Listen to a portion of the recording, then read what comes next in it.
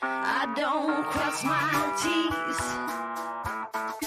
I don't dot my I's. I won't say pretty please, or speaking little white lies. I've got a rebel soul. I've got a rebel soul. I've got a rebel soul. I've got a rebel soul. Oh, just get down with it, down with it, down with it. Just get down. I ain't no thing that you can chain with a ring. And I ain't no price for admiring eyes. I've got a rebel soul. I've got a rebel soul. I've got a rebel soul. I've got a rebel soul. Just get down with it, down with it, down with it. Just get down. I can be good when I wanna. I just don't wanna. I can be good when I wanna. I just don't wanna. I can be a good girl when I wanna. I just don't wanna. I can be good, I can be good, but no, I got a rebel soul. Hey, I've got a rebel soul. I got a rebel soul. Yeah, I've got a rebel soul. Hey, down with it, my rebel soul. Down with it, my rebel soul. Down with it, my rebel soul. Down with it, down with it, down with it. Just get down with it, down with it, down with it. Just get down with it, down with it, down with it, down with it, down. I've got a rebel soul. Hello, my little Brooksaholics. Welcome to today's meeting. How are we? Please feel free to grab some coffee and donuts in the back of the room before we get started. And remember, everything that's said here is confidential.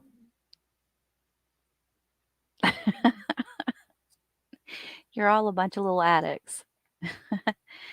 All right, so just so you guys know that I'm not telling fibs, let me pull this up so you guys can see it. I've got this pulled up actually on another screen share. Hang on. I'm just a mess. I'm just a mess this morning. See, this is why I start early. So I can get all my ducks in a row. So here's branch 10. I've got it pulled up. I have it on my other screen, so I'll be constantly watching it to make sure that we don't miss anything. Let's see. I also have TMJ4 pulled up, and I have WISN 12 pulled up because those are the main ones that stayed on that coverage. Guys, I'm with CK on this. I don't think they're going to show anything. I really don't. I mean, I'm glad y'all are here and we're going to watch some fun stuff this morning on Brooks, but I don't think they're going to show him. They haven't shown him the last 3 or 4 times he's been in there. I think they're going to do an update with his lawyer, see where he's at with the discovery and all that stuff that they do. And then they'll end up scheduling the date of the trial. Yeah, CK, I think you're just absolutely right.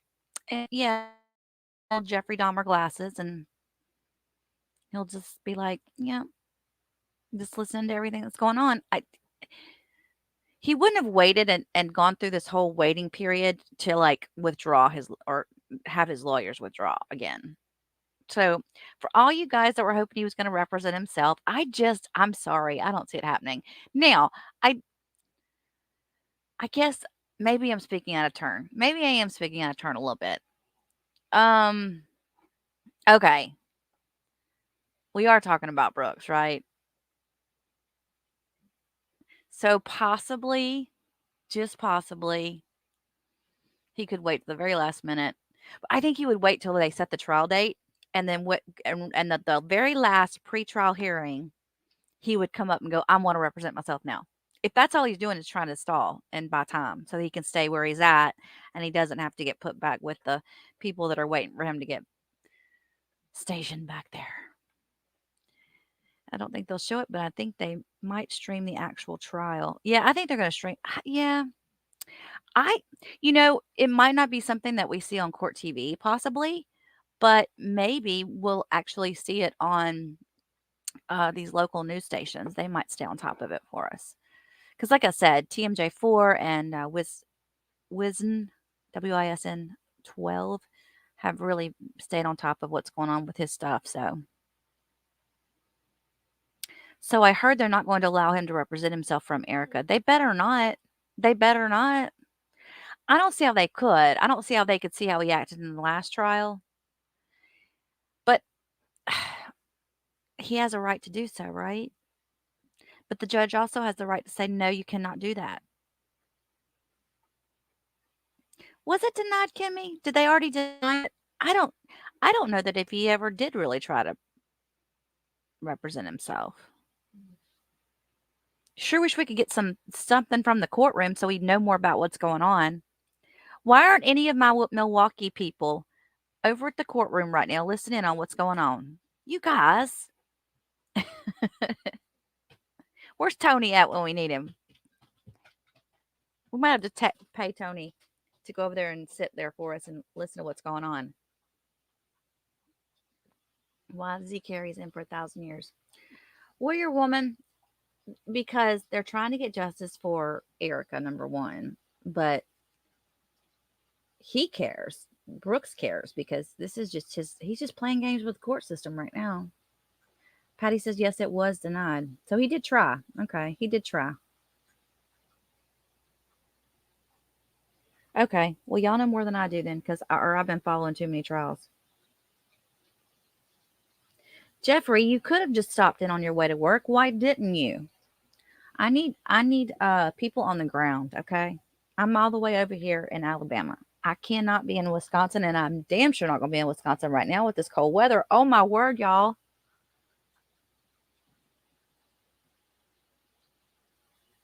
See, I wasn't sure that um what's his name? Southern Law? Is Southern Law the one that said that? If he said it, I believe it. But see, I wasn't sure that he actually made a request to represent himself.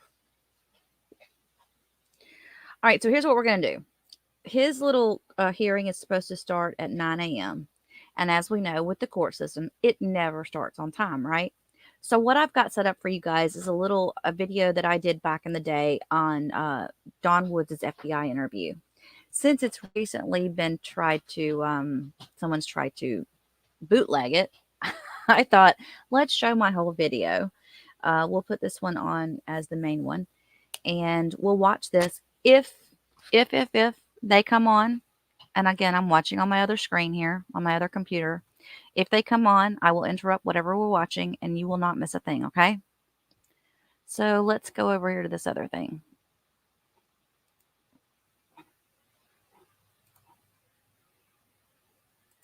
Hi, everyone. This is Carrie. I've gone through all the redacted audio statements from the Waukesha PD, and Don Woods was not in that. However, a written report of her interview was provided. So I wanted to read that to you guys now. As most of you know, Dawn Woods is the mother of Darrell Brooks. She is also the owner of the vehicle that was driven through the Waukesha Parade. They did get a search warrant to search the home. There were 2 photos there. They found several cell phones, and I'm going to just talk I'm just going to read through this for you guys. This was conducted on the 23rd of November, 2021. So it was 2 days following the parade incident. And if I'm not going to read addresses or anything like that, I'm going to skip over stuff that we don't need to know and get right to what we do need to know. Okay. Don Woods was being interviewed by Detective Ryder or a special agent Ryder. He had previously spoken to Woods via telephone during a previous interview. Interview was arranged during this phone call after being advised of the identities of the interviewing agents, Special Agent Timothy J. Walther and Special Agent David Bianchi. Woods provided the following information. Woods has been employed as a medical technician for approximately 6 years. She currently works second shift. Woods owns the above referenced residence and currently resides there with her 2 grandchildren. Now remember, this is back when this happened, okay? So she has sold the house since, is what I understand. Woods has had full custody of Anaji, who is Darrell Brooks's nephew, the son of Darrell Brooks's twin sister, who has since passed. It says that Wood's daughter passed away in 2014 from a drug overdose. Right here, guys. It's FBI. Let me show you. Federal Bureau of Investigation. So, we were all going back and forth that she had diabetes or she had cancer or something was wrong with her. Nope. It was a drug overdose.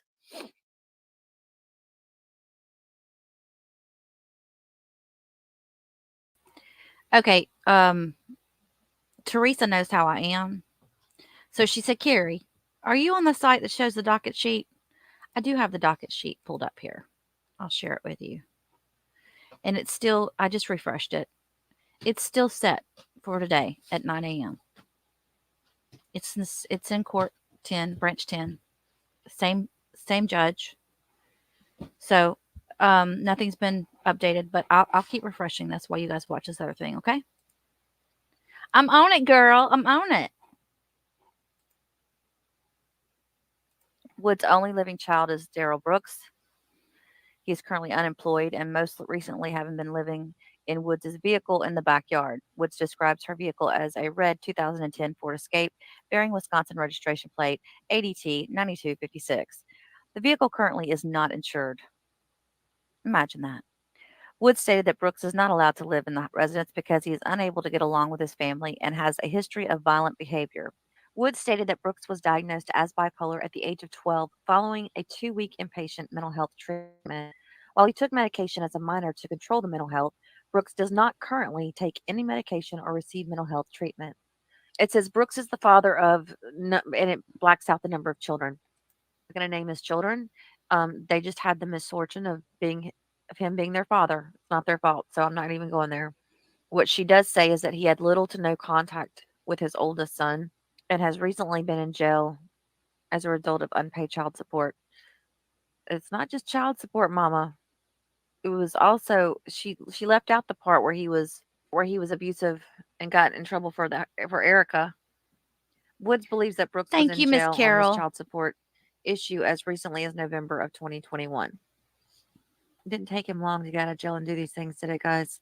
Of course, we already knew this, but I guess they're saying the mother of their child currently lives in Atlanta, Georgia. Now, she does mention Erika, and she says that neither Brooks or Patterson have ever had custody of the other child. They only recently united. Okay, so remember, I'm reading from stuff that's been redacted, so I'm just going to try to make it sound so that you can understand. I'm just going to try to add some words here so that you can understand exactly what the context is. She is referring to Brooks and Erika, I do believe, and she says they only recently reunited. Wood stated that in approximately April 2021, Brooks traveled to Georgia for approximately 2 months. When he returned to Milwaukee in approximately June of 2021, he was accompanied by Erika Patterson. Brooks and Patterson subsequently began living in a tent in Woods' backyard until approximately September of 2021, when they began alternating staying between cheap hotels and Woods' vehicle in the backyard due to dropping temperatures. Approximately 3 weeks ago, Brooks and Patterson had a significant domestic violence incident in which Brooks was arrested. At that point, Patterson moved to a shelter in Waukesha. Since his release from jail, Brooks has continued to live in Woods' 2010 Ford Escape in the backyard and runs an electric cord to feed a television and space heater. Woods stated that Brooks only has been given an electronic key fob to lock and unlock the doors of the vehicle. Yeah, right. Woods denied providing Brooks a key to operate the vehicle, despite admitting to him having operated the vehicle in the past, to include approximately 3 days ago. So, while I was recording this, I came across something and I wanted to make a quick point. Here is the key fob that was found on Brooks. There's no fobless, there's no keyless fob. I mean, okay, so this was, and remember, guys, this was back in 2010. Okay, so the fobs were a little bit different than they are now. I mean, we're talking 13 years ago. And I remember my first key fob, I actually had to hit a button on the fob and the ignition key for the key would flip out. I think I had a VW back then. But I was trying to find on the Ford website what the key fob looked like, and I can't find anything that says that there was a fob without the key on it like this right here. So for her to say she didn't give him the key to drive the vehicle is BS, because the fob includes the key. And I did look, it does look like the Ford, you do have to insert the key. It's not like an automatic start. So just wanted to make a side note of that for you guys. On November 21st, Woods arrived home from work at approximately 7:30 a.m. She was dropped off by a coworker. At approximately 12:15 p.m., Woods exited her residence and met with Brooks at the vehicle. Woods provided Brooks some money to purchase lunch since she was not going to make anything for him to eat. This video is being shown now. This is the video from the surveillance camera of her backyard.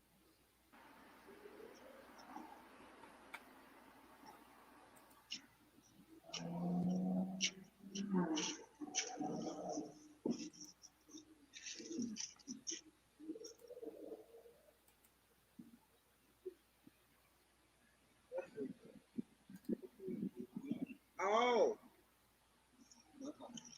See ya.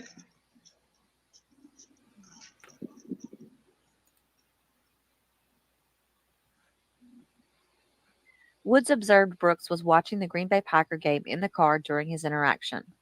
Woods did not observe Brooks acting any different than normal. Woods then went inside the residence and tried to sleep as she was scheduled to work again that night. At approximately 2:49 p.m., Woods, after being woken by Anaji, called Brooks. Brooks activated this telephone number in July of 2021 and currently maintains an Apple 11 iPhone. Woods inquired about the Packer game score and vented about Anaji waking her up. The call lasted 8 minutes and 21 seconds per her call history, which was voluntarily shown to and photographed by Ryder after receiving Woods' verbal consent. During this call, Woods denied knowing that Brooks had taken her vehicle without consent and again stated his behavior seemed normal. Woods believes she got out of the bed at approximately 4:30 p.m. as her ride to work was picking her up around 6. At approximately 4:53 p.m., Woods received a telephone call from an unknown number. It was Brooks on the line requesting Woods arrange for a Lyft ride home for Brooks with a pickup location of 550 Elizabeth Street in Waukesha. It was then that Woods confirmed that Brooks had taken her car without permission, but Brooks refused to provide any additional information, stating that he would tell her what happened when he got home. At approximately 4:59 p.m., Woods attempted to call Brooks again, but the call went unanswered. At 5:03 p.m., Woods received a call from an unknown number. It was again Brooks on the line requesting a Lyft ride. The call lasted approximately 1 minute and 5 seconds. Woods then called the number back at 5:05 p.m. and Brooks answered. This call lasted approximately 4 minutes and 17 seconds. Wood denies Brooks providing any information about what had happened. Woods attempted to call this number back 3 additional times at 5:10 p.m., 5:16 p.m., and 5:25 p.m., respectively. All calls went unanswered and were directed to a voicemail using the name Ryan. Mr. Ryder, I don't know what's going on. I'm at work. I work at Trader. And my son, that was my son who you let use your phone, and he's calling. I don't know what's going on. I'm just trying to see if he got the lift or what, because the guy is in a white Dodge Charger. I guess apparently the lift driver switched cars, and I didn't get the message. So I'm just trying to find out what the hell is going on. So I'm just want someone to just call me and tell me something because I don't know. During this time, Woods, using the Lyft application on her cellular telephone, booked a reservation for Brooks. Reservation was confirmed at approximately 5:23 p.m. with the driver assigned having telephone number blah blah blah. At approximately 5:32 p.m., Woods received notification that the reservation had been canceled and no one was present at pickup location. During this time, Woods also attempted to call Patterson twice to obtain additional information. Both calls went unanswered. Unable to get any additional information from Brooks and seeing news stories about an incident in Waukesha, Woods thought it was necessary to call the Milwaukee Police Department to file a stolen auto report about Brooks using her vehicle without her consent. Woods placed a 911 call at approximately 5:50 p.m. The call lasted approximately 3 minutes and 26 seconds and was assigned Milwaukee Police Incident Number blah blah blah. Waukesha Police, this is Greg. How can I help you? Yes, I was put on hold because I was calling about the incident that happened with Yep. the parade. Yeah. And who was that took the vehicle? My son, he took it. I don't know if it's my truck or not because I saw my truck at 11:30 this morning. He's Okay. getting some items out of the truck, and I gave him something. Sure. Just let me put you on hold again real quick, ma'am. Okay. Don't hang up. Okay. Thanks. Yeah, but I'm going to leave out for work, so I can't keep holding. Okay. Hang on 1 second for me, though. Okay. Waukesha Police, this is Greg. How can I help you? Yeah, I was told to hold on. Yep. So what's your son's name, ma'am? Darrell Brooks. Darrell Brooks? Right. Darrell? Darrell. Okay. What's Darrell's middle initial? E. All right. And what's his last name? Brooks? Yeah. Okay. What's his birthday?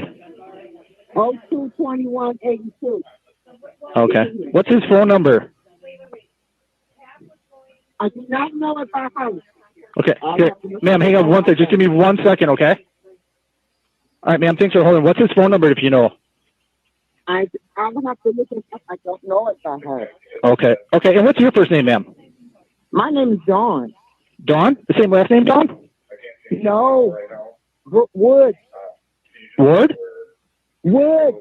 Woods? Okay. I'm sorry. Your phone's all broken up. Woods with an S. WOODS. All right. And is your phone number the 414-610-2153? That's my number. Okay. All right. I have an house. And you believe he was involved?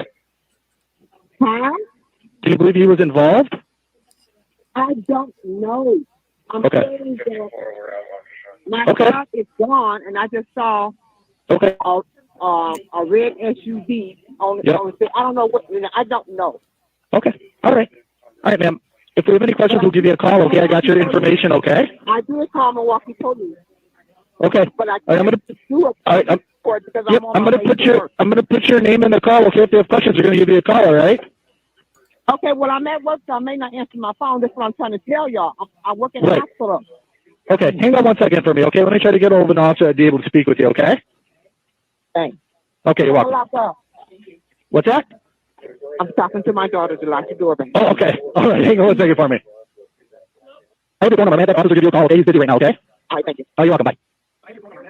All right. During the interview, Woods indicated that she had a Ring camera attached to her garage showing the backyard. Woods then voluntarily accessed her account and allowed Ryder to watch relevant captures videos activated by the motion on November 21st.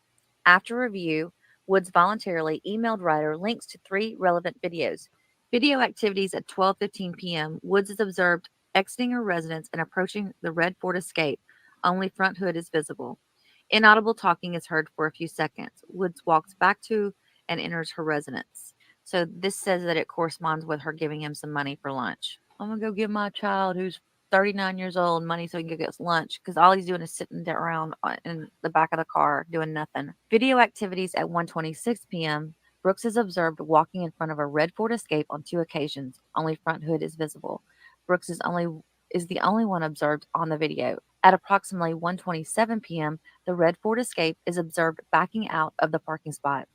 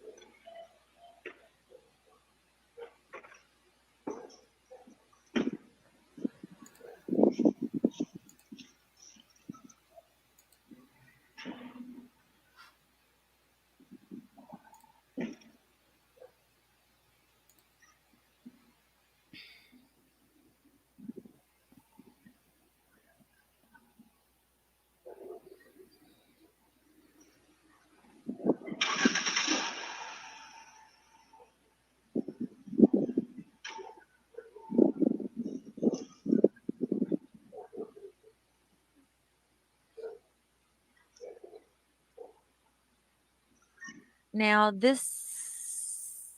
guess this is continuing the report. It says that this is a second in person interview conducted with Woods by Ryder. After being advised of the identities of the interviewing agents, Special Agent Timothy Walther and Special Agent David Kowalski, Woods provided the following information. She stated that her son, Darrell Brooks, has a long history of mental health and behavioral issues.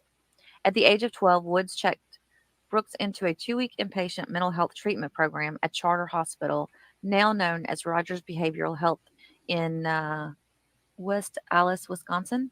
Brooks was subsequently diagnosed with bipolar disorder and provided medication that was continued to be prescribed in the immediate years that followed. After his release, Brooks continued outpatient counseling through a provider identified as Renew, located on West Wisconsin Avenue. Following this inpatient treatment, Woods applied for and was granted supplemental security income for children.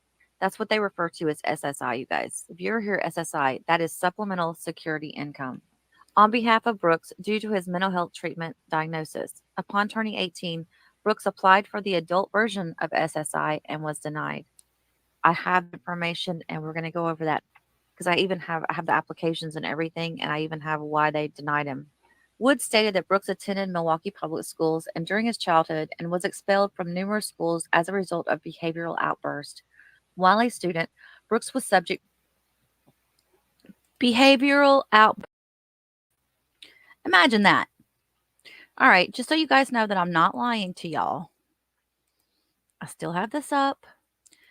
I'm still waiting. If anything comes up, I will switch over to it immediately, okay? Let's refresh the court really quick.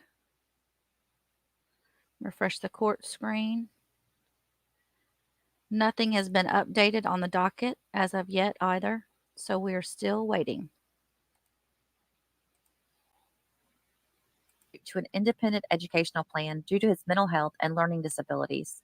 The final school Brooks attended and was subsequently expelled from was Milwaukee Tech High School.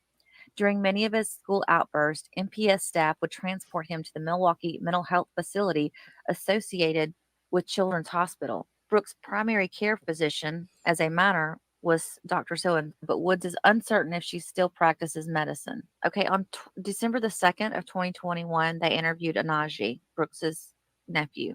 On approximately July 23rd of 2020, Anaji observed his uncle, Darrell Brooks, in possession of one of Anaji's old phones without permission. Anaji confronted Brooks over the phone, resulting in the two engaging in a repeated verbal arguments. The following day, July 24th, after continuing to argue with no resolution, Anaji and Brooks went to the rear of the yard of the residence and engaged in a physical fight. When the fight concluded with no apparent injuries to either party, Anaji attempted to depart the residence with his friend in her vehicle. While Anaji and his friend were seated in the vehicle preparing to leave, Brooks exited the residence with a pistol in his hand. Anaji observed Brooks raise the pistol and discharge the weapon towards the vehicle. Anaji and his friend immediately drove away, but returned when police arrived. Anaji stated that his grandmother, Dawn Woods, was the one who called the police after Brooks discharged the weapon. I've got those police reports too. So if y'all want to, we can go over the lengthy history of his charges, the different times he was arrested. It's amazing. He's a lifelong felon. On November 21st of 2021, this is the day of the parade, Timothy J. Walther and Special Agent David Bianchi responded to Dawn Woods' home in an attempt to make contact with her. Upon arrival, Ryder made contact with Milwaukee Police Squad, who provided assistance. Contact was then made with resident Anaji, who maintains the telephone number, blah, blah, blah. During this interaction, Anaji was in telephonic communication with Woods, who participated in the interview via speakerphone. Anaji and somebody else identified themselves. They have been under the sole custody of Woods since her daughter had died in 2014. Both observed Brooks during the morning of November 21st in the backyard of their residence. They both stated that Brooks currently lives in Woods' vehicle located in the backyard. They denied having significant contact with Brooks as he is not allowed in the house due to his tendency to engage in conflict with, both of them. During their brief interaction with Brooks on November 21st, they did not notice anything abnormal about Brooks' behavior or hear anything that would be alarming or foreshadow future events. During the interview, Anaji directed Ryder to the stairway that leads to the second floor. Don Woods is on the speakerphone, stated that the items of clothing in the stairs contained in a suitcase and a few plastic bags were Brooks' belongings. I'm putting a photo of these up now. Woods stated that despite not being allowed in the house, she has allowed Brooks to store some of his personal belongings inside of her stairway. Woods, who maintains legal ownership and control of the residence, subsequently provided verbal consent over the telephone to conduct a search of the stairway and second floor of the residence. Anaji also provided verbal consent to conduct search of the stairway and the second floor and was present with Ryder during the said search. Consent, consent search was initiated at approximately 8:55 p.m. At approximately 9:01, Ryder located 2 cellular phones with red protective cases in the suitcase located on the stairway. Phones were powered off and did not appear to have a stored charge. Anaji confirmed that the phones belonged to Brooks. 3 photos of the phones were taken by Ryder and are attached in a digital thing there, and both phones were subsequently turned over to the Milwaukee Police Department.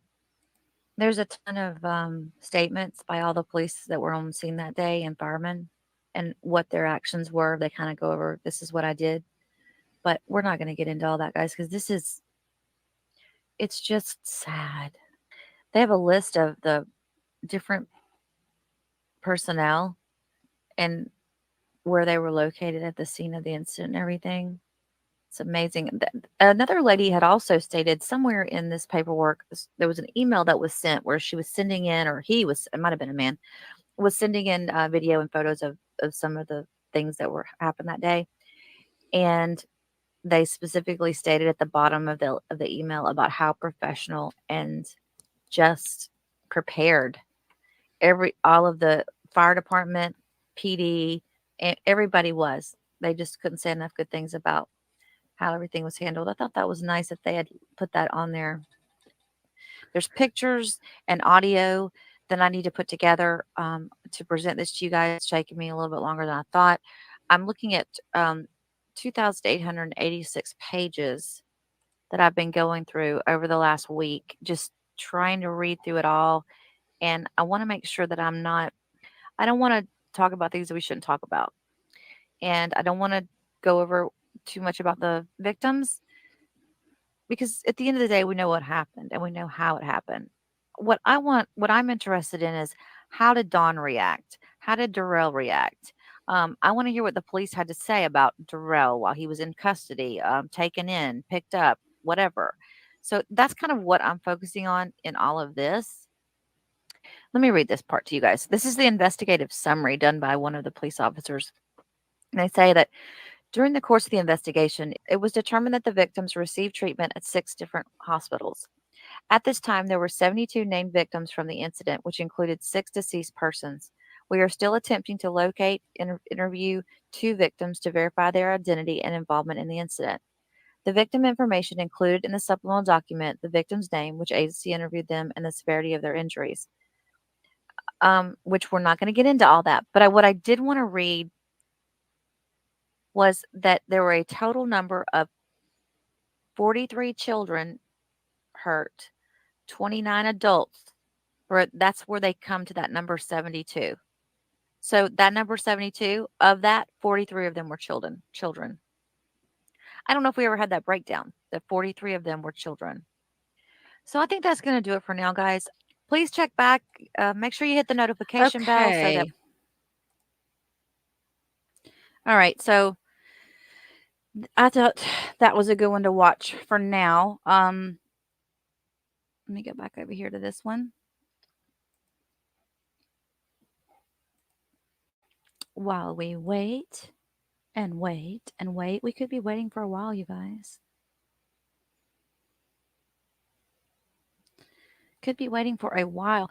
Now, I want to tell you guys that what I just read there about the countdown of the people, that was done right after the accident. So it was actually probably updated. There were probably more children than that were shown, because I remember at the last minute there were a couple of people that came back in that actually didn't realize they were, or they had injuries after the fact, I guess, so to speak, or whatever. Let's see. Carry your interests, DVs, and dog direction are mine as well. Okay, well, good. Well, good. Well, good. Uh, thank you, JPC, for putting that on there. So I did just check the court docket. Nothing's been updated. And again, for those of you that are just tuning in, we've been down this road about 3 times before now. And every time we try to be here, and just in case he comes on, it doesn't happen. So until that happens, I'm playing videos of some of my previous stuff. Now, if you've never seen my channel, please do me a favor, go in and subscribe if you would, and check out my playlist under the Waukesha Parade Attack. I have tons of footage. In fact, let me show you guys something really quick.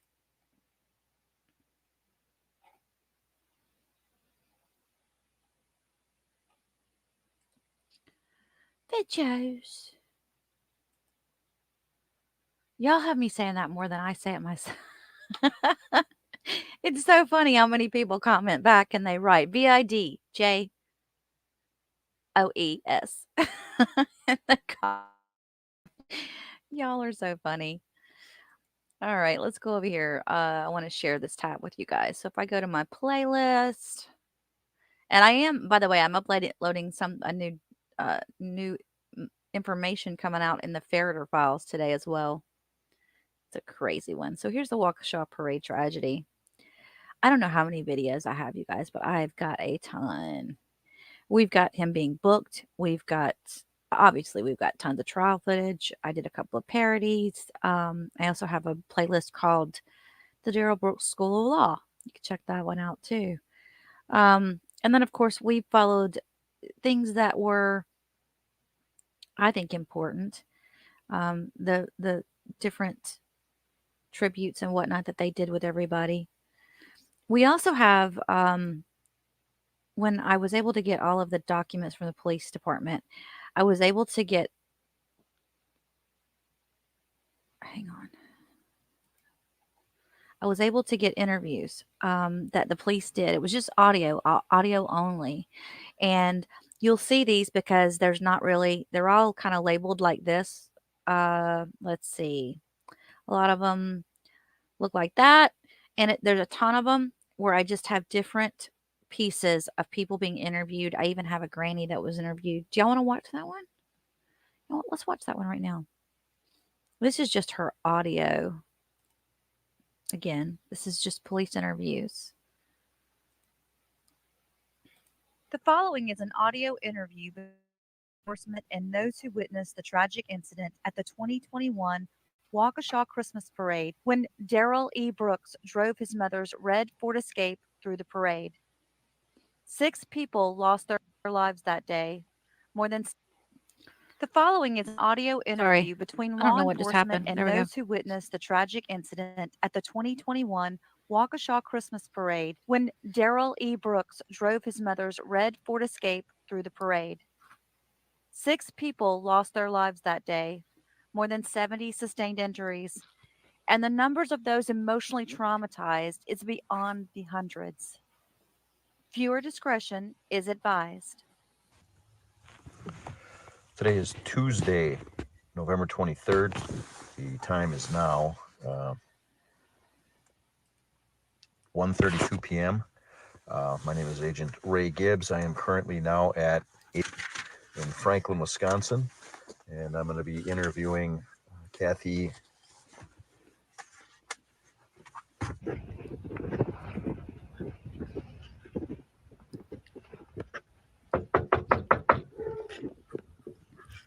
I cut out their names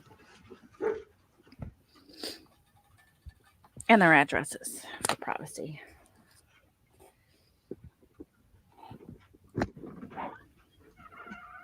Hi, I'm looking for Kathy. Thank you. Come on in. Great. Thanks. Sorry to be in your way. Quite all right. I can leave this open for you. If you Kathy, want. should I just close the door on my way out? Yeah, that's fine. Okay, sorry about that. Quite all right.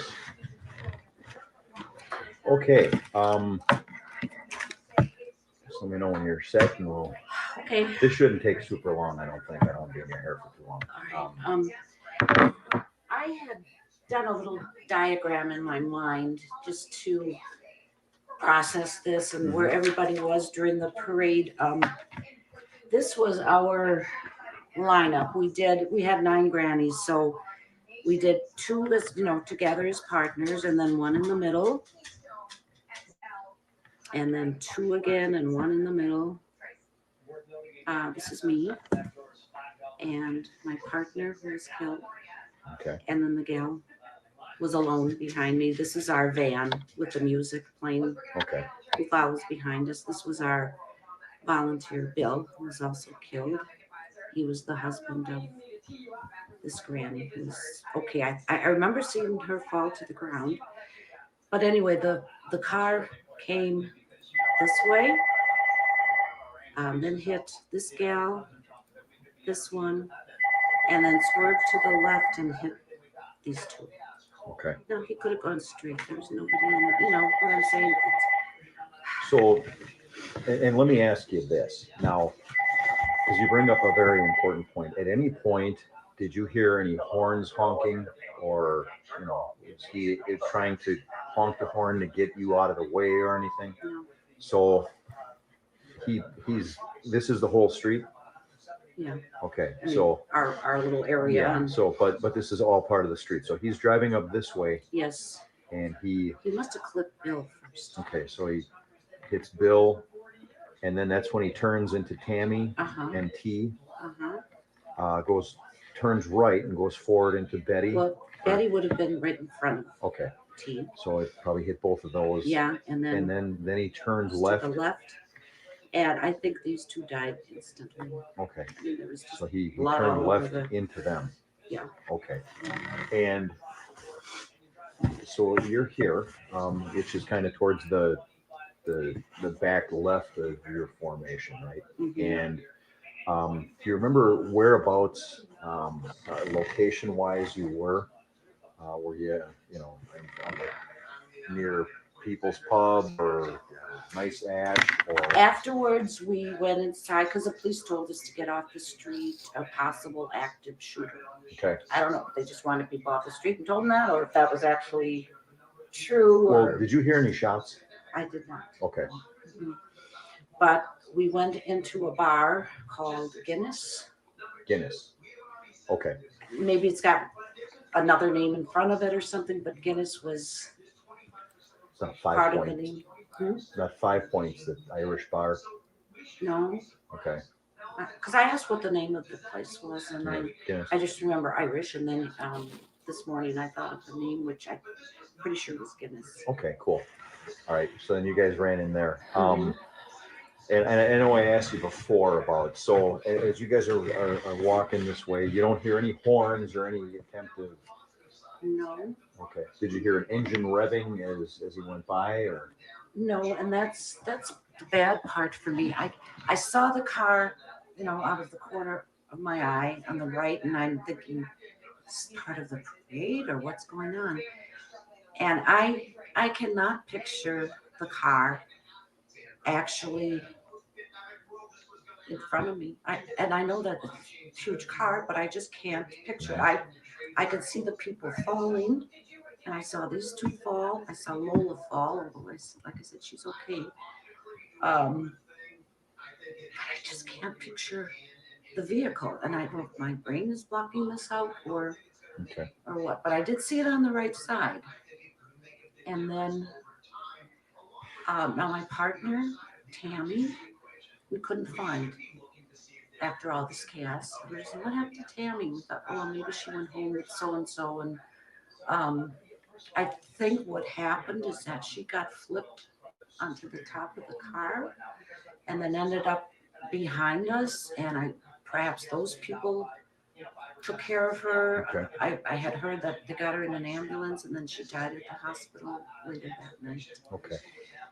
Yeah, she was a brand new granny. That's her first parade. She was so excited. And so, and I'm gonna take a picture of this if you don't mind, if you need to keep this. Or you could take it. I mean, Okay. I can redo it. And All right, in cool. my mind, I know who was who. Okay. Yeah. All right. So in the front here, you got the banner. So Allie Right. and Ginny are carrying the banner in the front. Right. And in the back, you got it's a van, right? Yes. Okay. So you got the band in the back. It's our music band. Laura's right in the front there, and then Tammy's in the right. You're on her left.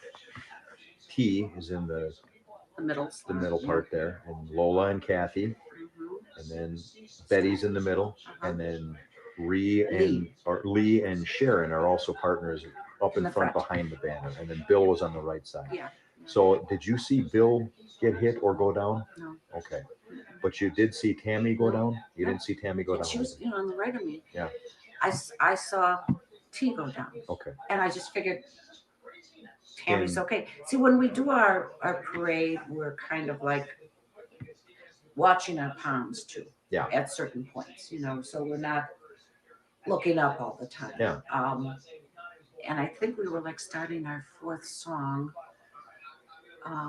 So we were looking straight ahead. I really wasn't kind of paying attention to my partner at that point. She wasn't on the ground. Okay. Like I said, after all this chaos and I'm sorry, sends sugars through me. Yeah, and I'm sorry to make you go through this. No, I know. I've been talking on the phone nonstop yesterday, texting, emailing, and I was so emotionally drained last night that I finally was able to sleep. Sunday I didn't sleep at all. Sunday night, and so like I said, I've been going through this a lot with telling people. Yeah. Okay. So, and so you see about the place, you see the car at the corner of your eye, right? Mm-hmm. Do you remember a color or anything? Red. It was red. Red. Okay. And Red and black. fairly large? Or could you tell? Yes, to the side of me. When it was still like on the road, going straight. Okay. Yeah. So, and it's going straight about. But see, then we're moving too. We're going forward. Yeah, so you're going forward. Okay. He maybe had time to clip her, Okay. So by the time you see the car, you don't see Tammy anymore. Yeah. Okay. And then do you actually see the car hit T? See, that's what I'm blocking out. It was right in front of me. I always hear. So you see the car kind of pass you on your right. Yes, when it was still like on the road. Going in T's direction? Well, yes. Well, it had to come this way first. Okay. Yeah. Which I didn't see. Yeah. But by the time you see it, it's going towards. Yeah. Going towards T, but you don't actually see it hit T. No. Okay. I'm just blocking that out for some reason. And did you see T go down? Yes. What happened to her? I rushed over to her first, and she was conscious. And she told somebody there that she was having trouble breathing. People from the sidelines came out. They brought blankets, and I don't know if the guy with her had medical. No, that wasn't the one. But anyway, they just told her not to move. And she is now home from the hospital. Okay, good.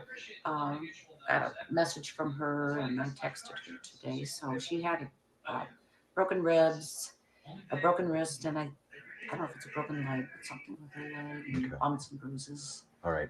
So you see T go down, and then do you see Betty go down? I did not see Betty go down.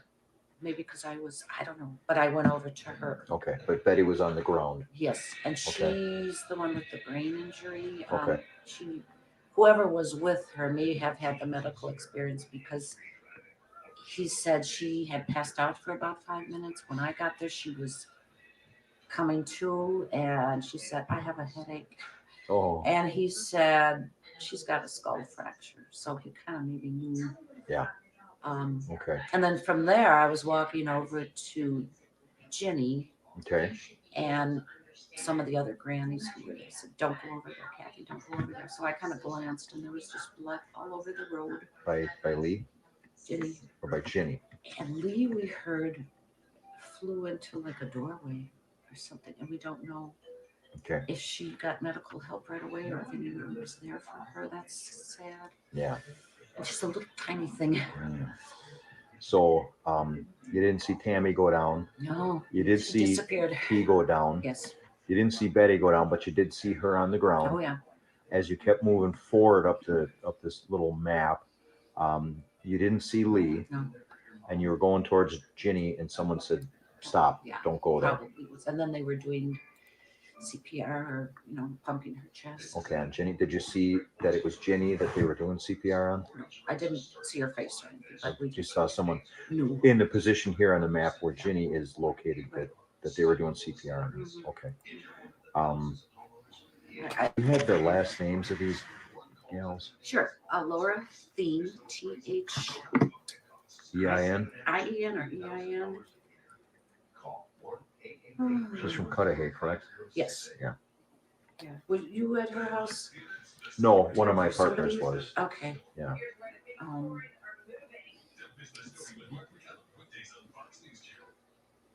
Let's see. THEIN. Okay. And Tammy's last name Durand, DURAND. and Bill's? Let me think. HOSPEL. Okay. And then you have T. Mm-hmm. What's I gotta find her and spell it. okay? It's ROSENTRETER.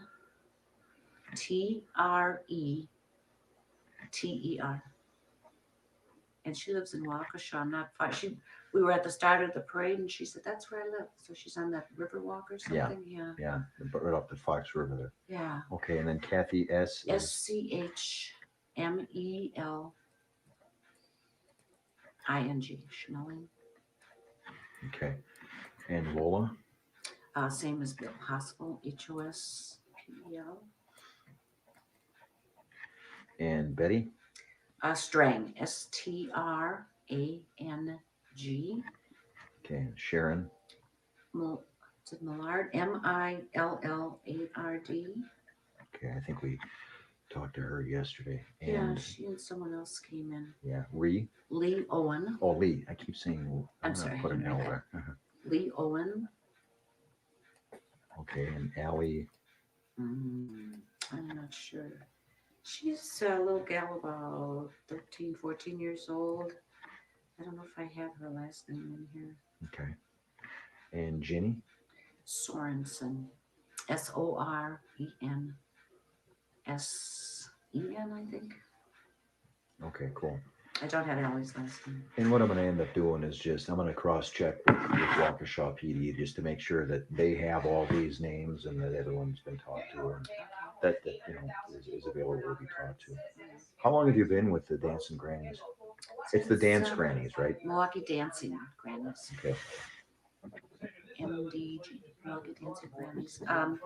Since 2017, probably June of 2017.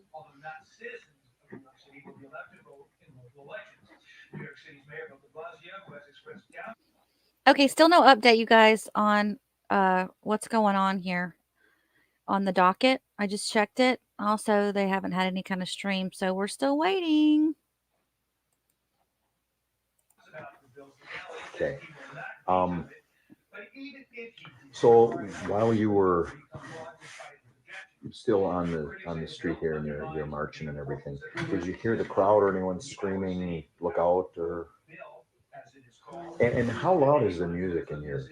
Pretty loud. So it's gonna be hard to hear stuff, right? Yeah. Plus, at that point, we were still dancing, and the crowd is, cheering. And, Yeah. And, Yeah. yeah. And you had mentioned something at the beginning of our conversation that I found was interesting. So you were saying that as the vehicle passed you, it could have went straight. And if it would have continued straight, would it have hit anyone? From where? From this point? Yeah, because you were saying at some point that it looked like it turned into people. Mm-hmm. Yeah, it must have, because if it went straight after hitting Tammy, it would have gone that way.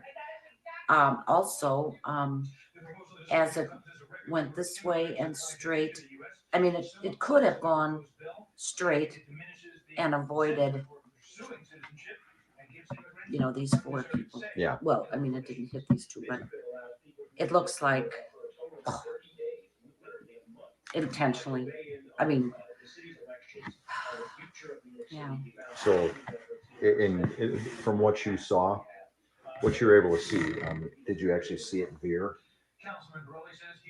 Again, the Or is it more of a kind of just from the it's people. from the carnage that he left behind? You're kind of putting that together. Okay. Okay. Have you seen any videos online or anything? On TV. Yeah. And now everything that you're telling me that you saw is what you actually saw, and not No, not the grannies. I don't remember seeing them hit the grannies. Any Okay. video of that? All right. All right. The marching band. Yeah. So like everything you're telling me though is what you saw, heard, and felt. It's not anything. Okay. And no time that you hear any horns or anything. All right. No. Is there anything else you remember that I haven't brought up or asked? Is there any way to find out exactly what happened to her? Was she on top of the car? Or? At some point that's going to come out. I mean, I'm just Yeah, because we're concerned. Yeah, We're you know. just not knowing. Yeah. And what was she actually put in an ambulance? And Yeah. her parents came looking for her later, and we couldn't tell them anything. How old is Tammy? 52. Okay. Yeah, Long blonde hair. Yeah. Will someone will know, and if you give us some time, I mean, right now it's an overturned beehive over there. I mean, it's nuts. But as the days turn into weeks, it's going to take a while. There's hundreds of witnesses that, like you, that we're tracking down, and that. Now you didn't receive any injuries or anything, obviously, right? Okay. And then you wonder why. Why was I spared? Well, and even our coach ahead of time, before the parade started, Tammy was kind of a new addition because she didn't think she could come to the parade. And then at the last minute, she said, I'll be there. She had been in Florida and got an earlier flight and first parade. Anyway. So she showed up, and our coach said to me, do you want to be alone in the slot here? Or do you want to be partnered with Tammy? And I said, I'll go with Tammy. And she said, do you want the left or the right side? And I said, left. Mm-hmm. And that just. Well, if I can, at the risk of sounding like I'm giving you advice, because I'm not, all right? I'm not an expert on any of this stuff. I'm certainly not a mental health expert, but I can tell you that you can think about it, and you should for a little while, and you should explore it a little bit. But at a certain point, you got to put it away, because no matter what you believe, if you believe in Allah, Jesus, Yahweh, God's whoever. plan. Yes. There's a plan or there's not. Either way, someday we'll know. Yeah, it'll be when it comes to accounting, And until then, we just, I was telling my wife today, there's some of our friends at the gym are, we're there. And, she was talking to them, and they're having trouble with it. And I kind of told her and, some of the people at the gym today, I said, it's too soon to start trying to feel good. It's too soon to put it behind you. We don't want to yet, but there's going to come a day where you got to put it away. And not feel guilty or. No, because, it's not like you chickened out. It's not like you took left instead of right. You're more comfortable on the left, or whatever. Well, I like that spot because when we go around corners, that's like fewer steps. The other person has to go. Yeah, it's like when you're marching, it's the same thing. Yeah, you guys are essentially dance marching. So. Right. Yeah. But yeah, I always try to be on the left if I can. Yeah. So obviously you have a somewhat of a support system, it sounds like, just with the other dancing grannies, and with some of the other people, obviously when I come here, and but if you have any issues, I would not hesitate to reach out to someone. Don't feel like you're the Lone Ranger, and don't feel like it's abnormal, because it's not. It's a traumatic thing. You're going to go through some stuff. I just felt kind of numb after we all had to go in the bar. It's like, what just happened? What? Oh yeah. Well, and it's amazing what adrenaline will do. Adrenaline goes up, you don't feel anything, and then it's later where you're like, must have walked through a barbed wire fence, So. Yeah, and even this gal, Jenny, she's our instructor. She doesn't dance anymore because she's got a bad hip, and I don't know, back or something. But she's still our, leader and choreographer. And she filled in that day for someone else who couldn't make it. See, so that's another Well, yeah. situation. Like I say, I have no answers. I'm not going to pretend I do, but And there was a phone number on TV to call for counseling. I should have written it down, but anyway, I might do that. I'm And sure just if talk to you- someone and. if you're having issues and that number doesn't come back up, Mhm. call the city of Waukesha. I'm sure they'll have information for you. And also bear in mind too that if your insurance may cover it anyway, to where you may want to just ask around and see if there's someone around that people like, Mhm. and you can do it that way. I mean, I check into that. I'm not giving any insurance advice, definitely, but there's you don't have to suffer alone, and you shouldn't, unless you want to. So, I mean, Or even church. exactly. You have clearly some faith, and it's a powerful thing. So, you have my number in your phone because I blew you up between yesterday and today, and I'm sorry for bothering you. Are you the It's Hills just- Corners number? Yeah, the 458-8783. Yeah, I 458 always forget my cards. I'm so sorry. 458-8783. 73. Area code 414. Cliff? No, Ray Ray. Gibbs. Oh, okay. So, yeah, if I didn't ask you something that all of a sudden you remember more or whatever, feel free to give me a call. And then I'll if I just leave a message, because I will get back to you. Okay. Yeah, just the one thing that's puzzling me is my apartment on the right foot. But then that's all we could figure out. And then oh, sorry. Did you want this? Yeah, please. I was gonna say, and that's And what did I write here? Aurora Summit leading to. Okay, that was my notes about the other gal with the brain injury. So that's okay. Do you need it? Let me just jot some stuff down and Sure. share it with the other group. Okay. I can take a picture of the map too if you want. I don't know if that'd be very clear. I don't, really need it. Okay. Just some notes that I can share with some of my other. Okay. Yeah, so this is the one with the head injury. And Yeah. they said now she's moving her arms and legs and she's coherent. She knows people. She knows the date. And so that's a good sign. That's very good. She still has some internal bleeding and they may need to do more surgery. Okay, this will be enough to You sure? remind me. Yeah. All right, cool. All right. Well, it's a long drive back to Waukesha. Would it be okay if I use the facility? Oh, sure. Why I don't you promise not go to. in here? Or that one's fine too. Next Either or one. All right. So, just checking in. Let's go over to the docket. Let's see if the docket's been updated because we are still waiting. No, it has not. Well, and you know what? They could be running late because of the weather. There's all kinds of things that could be going on, right? So, I'm going to read some of your comments in the chat. All y'all are talking about is the weather.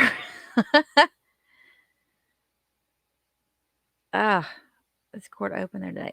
That's a good question, Judy. I was just wondering about that. What if court's not happening over there because the weather's so bad? Because we are kind of in a, even over there, this isn't common, right? They're strapping him in a chair. Casey. This hearing was put off till February the 11th.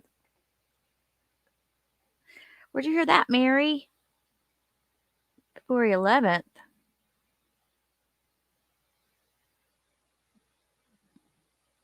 Where'd you get that, Mary? Talk to me, girl. Give me some info. Rixie doesn't want to appear in court personally. Yeah, well, he'll be by Zoom if he does. He's not going to come to, well, and too, I think they probably figured out in the jail system that it's a lot easier to just put them on via Zoom than to have to transport them. Saves everybody a lot of time.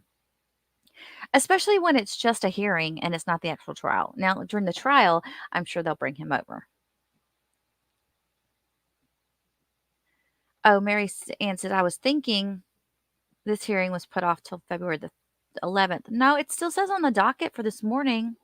So I was going to try to hold out as long as we could. I mean, they could be running late because of the weather, if they are.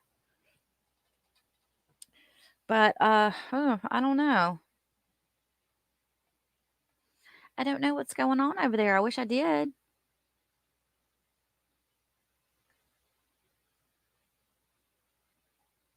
And to think that Idiot Brooks in front of the jury said his conscience is clear. I know. Isn't that crazy?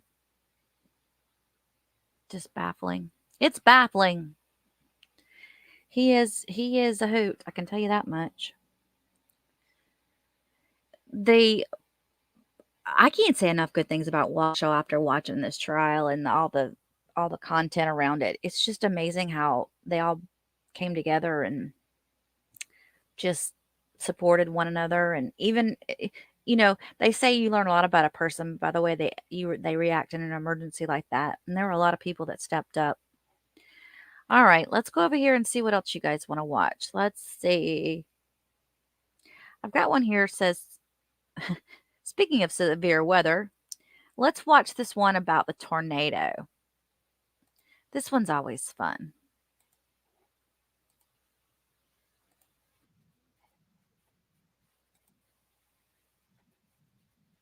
Brooks with his delay tactics. He'll use anything and everything to keep things going on and on and on so that he can avoid the inevitable. Well, this particular day I found kind of interesting because this was the weather delay. And it's not so much the fact that of what everybody else was saying. It seemed like the judge really wanted to be like, look, let's just call it a day. And Sue Opera was like, nah, I got witnesses here. I got people here. We're coming back. But what was really amusing was Darrell's response. Because he wanted to do what was right for the people, for everyone involved. He wanted to be respectful of everyone in the courtroom. And also he wanted to make sure that the televised thing, everything that was being televised, we didn't miss a thing of his trial. What an idiot. Okay, so let's watch this real quick together.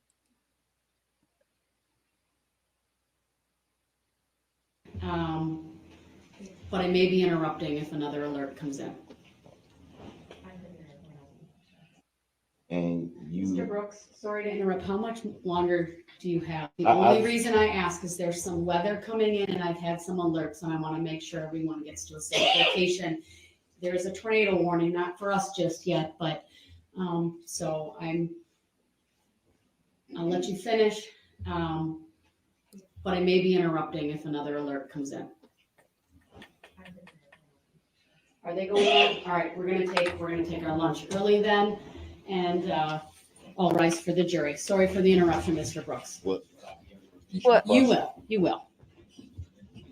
The record should reflect that when we last broke, the court had received information regarding nearby tornado warnings. Ultimately, there were a number of warnings that were issued, some of which affected the immediate area. Our alert system ultimately went off with the lights and the audible voice telling everyone to take shelter. And it has been lifted, and it was lifted just a short time ago. And I had the parties brought back into the courtroom. I know when we broke unexpectedly, it was during the cross-examination for, I believe, Mr. Knapp. And my thoughts are as follows, is to have Mr. Knapp come back in, I presume he's available, and finish his cross-examination. And then frankly, given the severity of the weather that went through, including near my house, and I need to check on my house, is to break for the day. So I know there's jurors who live in the area potentially where some of these things happened. I don't want to question everyone about, whether they have power, or whether they don't have power. I just think given the gravity of this case and the weather system that went through, I want to make sure people are giving their full attention. And I would like to then break for the day and then resume tomorrow morning. So that's my plan. As is my practice, though I will give the parties an opportunity to indicate whether they think differently, but that's what I'd like to do. From the state. I understand, and I certainly respect the court's concern for the jurors and their property and their families. It's not just the jurors. Let me just say, obviously there's a lot of folks that are here attending. Just what I was following in terms of the weather, it's pretty widespread. There were things that happened more south of here. There were things that happened north and west of here. There's people from all over, and I just think it would be wise to let everyone break for the day and then, check on their things and make sure that there are things that they don't need to attend to as the case may be. So go ahead. Sorry, I didn't mean to interrupt.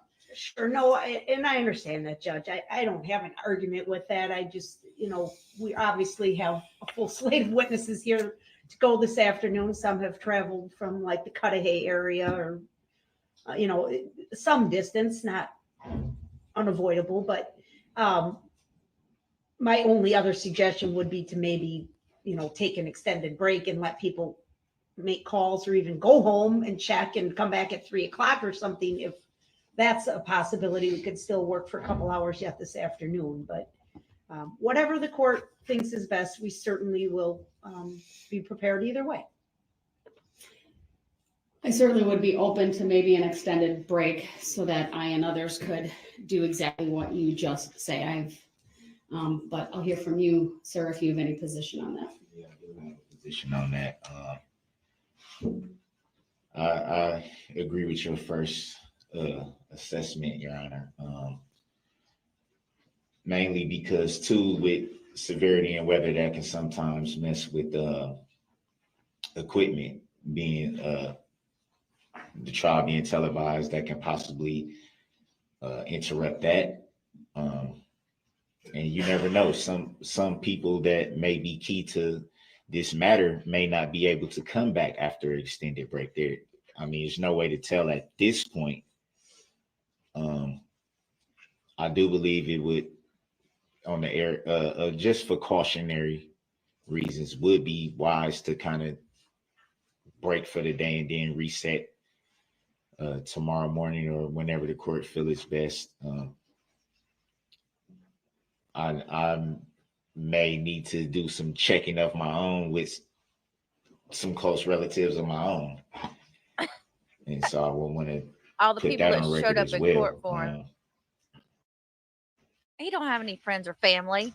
Thank you. He doesn't have anybody to check in on. He doesn't take care of his children. He's never been a father to them. His baby mamas don't want anything to do with him. His own mother doesn't even come and sit behind him during the trial. But he's going to go check on everybody. He's concerned about everybody. All of a sudden, he's concerned about other people. Is that not what we're getting here? Like all of a sudden? Anyway, I just had to show you this one because I found it amusing as I was getting some of these clips kind of wound down a little bit. So thanks for watching, guys. Have a great day, and I will talk to you soon.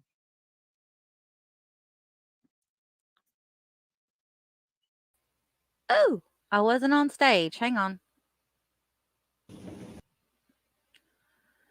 All right. Gypsy's Blanchard's making $1 million. I know, right? Isn't that crazy? I don't know how I feel about that, though. Her mom put her through so much, but she did a horrible, horrible thing. She preyed on that guy that was not right, that had mental issues. Gypsy has her own mental issues, though, because of what she went through with her mom. I mean,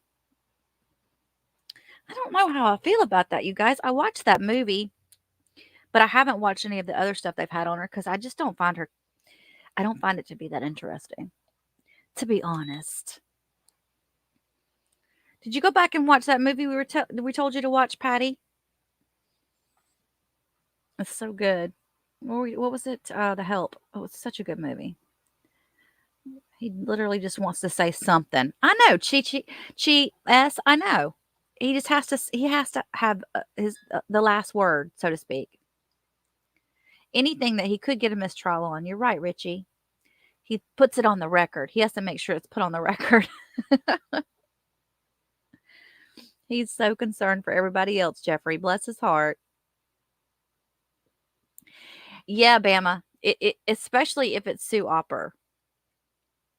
Oh, I'd love to watch her have one more go at him.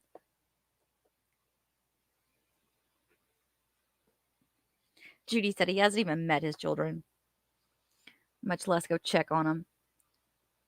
Can you imagine what they thought when they saw that? Really? Really?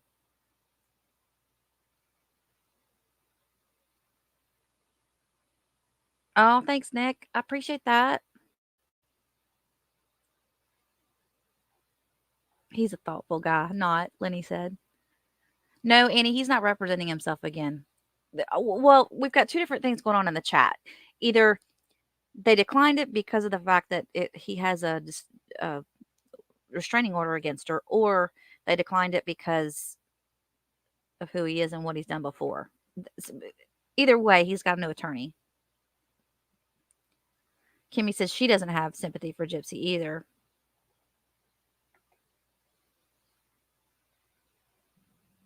I am not muted. Oh, was that from 10 o'clock? Okay, that was not. I am not muted. Yeah, I am not muted. Stop messing with me. For those of you who are not aware, I mute myself quite often and forget, and I'll just sit here and talk for a while. So JPC is agreeing with me on that. Yeah, I don't care about her either. She's a manipulator. Yeah, and Lenny has mixed feelings. Artie, where you been? Good to see you. I don't know if they're delaying it. You're muted, Kimmy.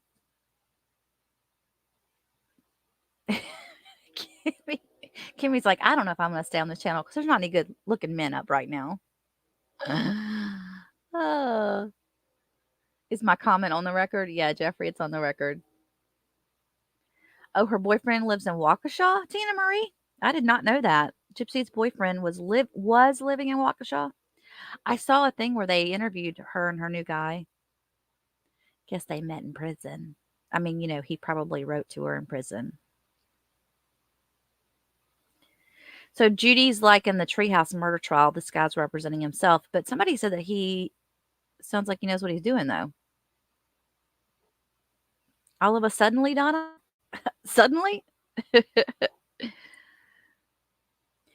She's got better things to do, John, than attend his trial with Erika. Now, she could, you know what? She could be called in. She had some, couldn't she? Because of all the stuff that she was involved with around all that. I don't know. Carrie, I was muted. You sure were. We can't hear you anyway. I got you muted on my end. Why was my audio muted to begin with? What are y'all talking about? Are y'all doing drill tactics? What are you do for the Brooksaholics? Thank you, Numfundo. It's good to see you again. Sherry, hi, good to see you. Darrell's kids couldn't pick him out of a lineup, which is the only place they'd see him. That's awesome, Sherry. That's awesome.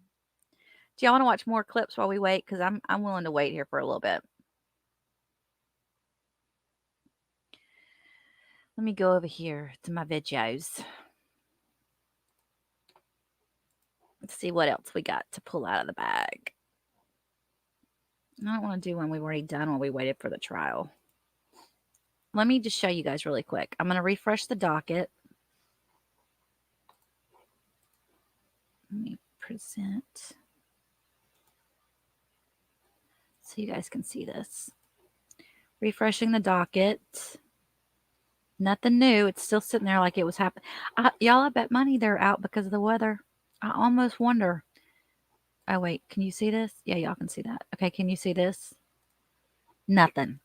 Nada. Nothing's going on. If it comes on, we'll have it. But until it does.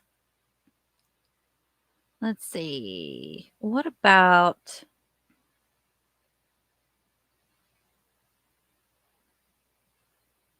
Oh, y'all, one of my favorites is Exhibit 83. Do y'all mind if we watch the Exhibit 83?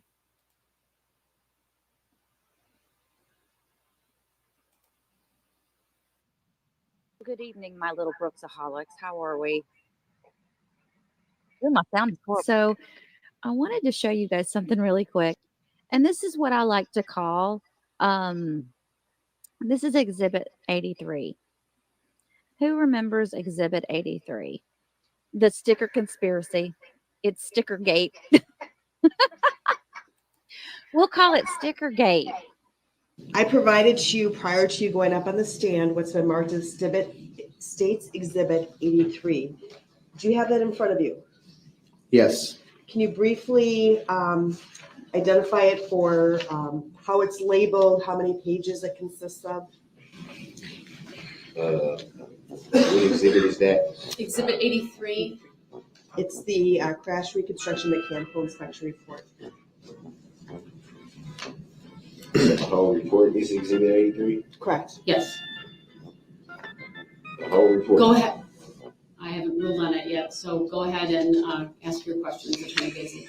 Sir, how many pages does this report consist of? 10. At the top, it contains case number and recon number, which match my name, the reconstructionist, and then it begins the report and vehicle identification information, and then on the bottom, it's marked with exhibit number 83. Objection. I have the 10 pages, and nowhere on here does it say exhibit. Nowhere on here.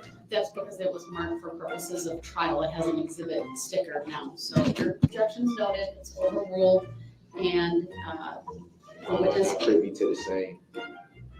the witness may answer the question. It's been marked as an exhibit. Your objection's noted, it is overruled. Exhibit 83 is received. So is my paperwork ever gonna say exhibit 83, or is it just gonna be this? Mr. Brooks, I'll take that up outside the presence of the jury later, but we're gonna continue. It Go was ahead. brought up in front of the jury. Mr. Brooks, we're gonna continue with the questioning of this witness. What is y'all trying to prove, man? Mr. Brooks, please. Mr. No one's, Please, nothing. the exhibit, to my understanding, has previously been provided to you. You have it. It's now been marked as an exhibit for trial Y'all got purposes. something I don't have, though. Go ahead. That's not how it's supposed to work. It's supposed to be fair. Attorney Basie, I trust that this was previously turned over. It was, and I believe the defendant has a copy of it in front of him. Thank you. Where does it Please say continue. exhibit 83? It doesn't say that this is going Again, to be we'll take used this as up an outside exhibit. the presence of the jury later. It's not something we need to do right now. Go ahead and ask your questions. Thank you, Your Honor.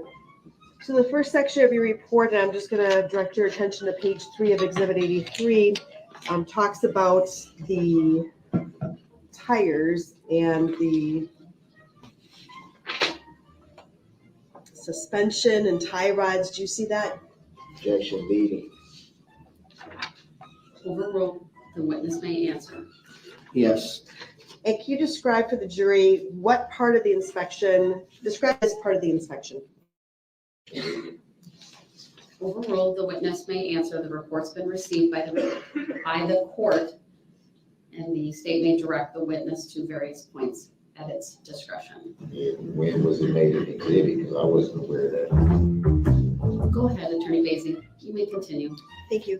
Sir, can you describe the information contained in the first section of the report under the heading tires, wheels, steering, suspension, brakes? Objection leading. All right, thank you. You may step down. I will take that, thank you, sir. And once the witness passes, I'll excuse the jury for an afternoon break. It's just about 3:06. We'll take about 15 minutes. I'll rise for the jury.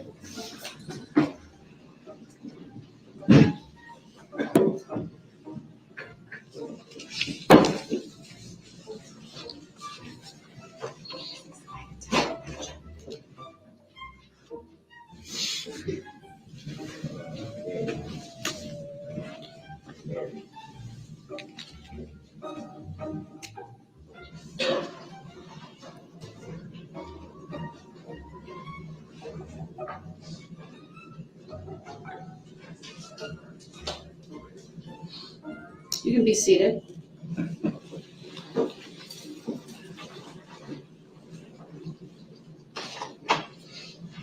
Mr. Brooks, I know the last thing you said, I heard you say that's hilarious. What were you referring to? I was referring to, like, are you serious?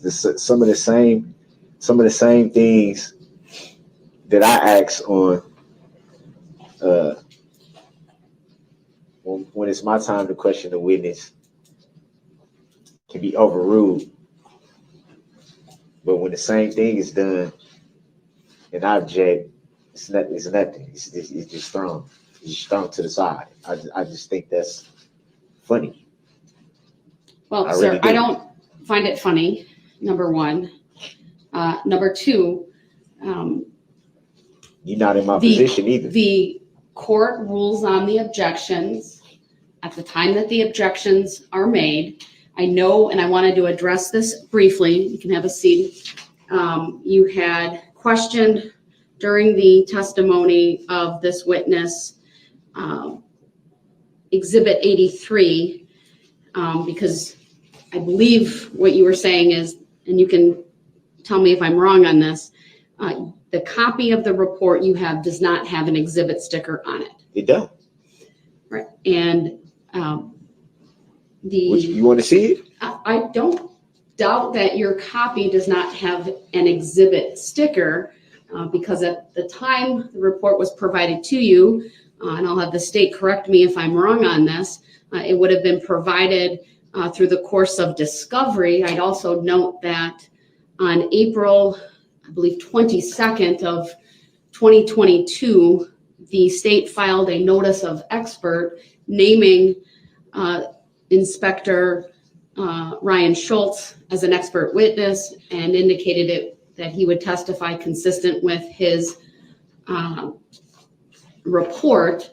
And then I directed your attention to the statutes in the rules of evidence dealing with expert testimony, specifically starting at 907.02 through 907.07. That is why I didn't stop during the testimony to have a discussion outside the presence of the jury, because at that point, the objection to not having an exhibit sticker on your report is not, would not prevent the court from receiving the exhibit once the proper foundation was laid, which in my opinion it was.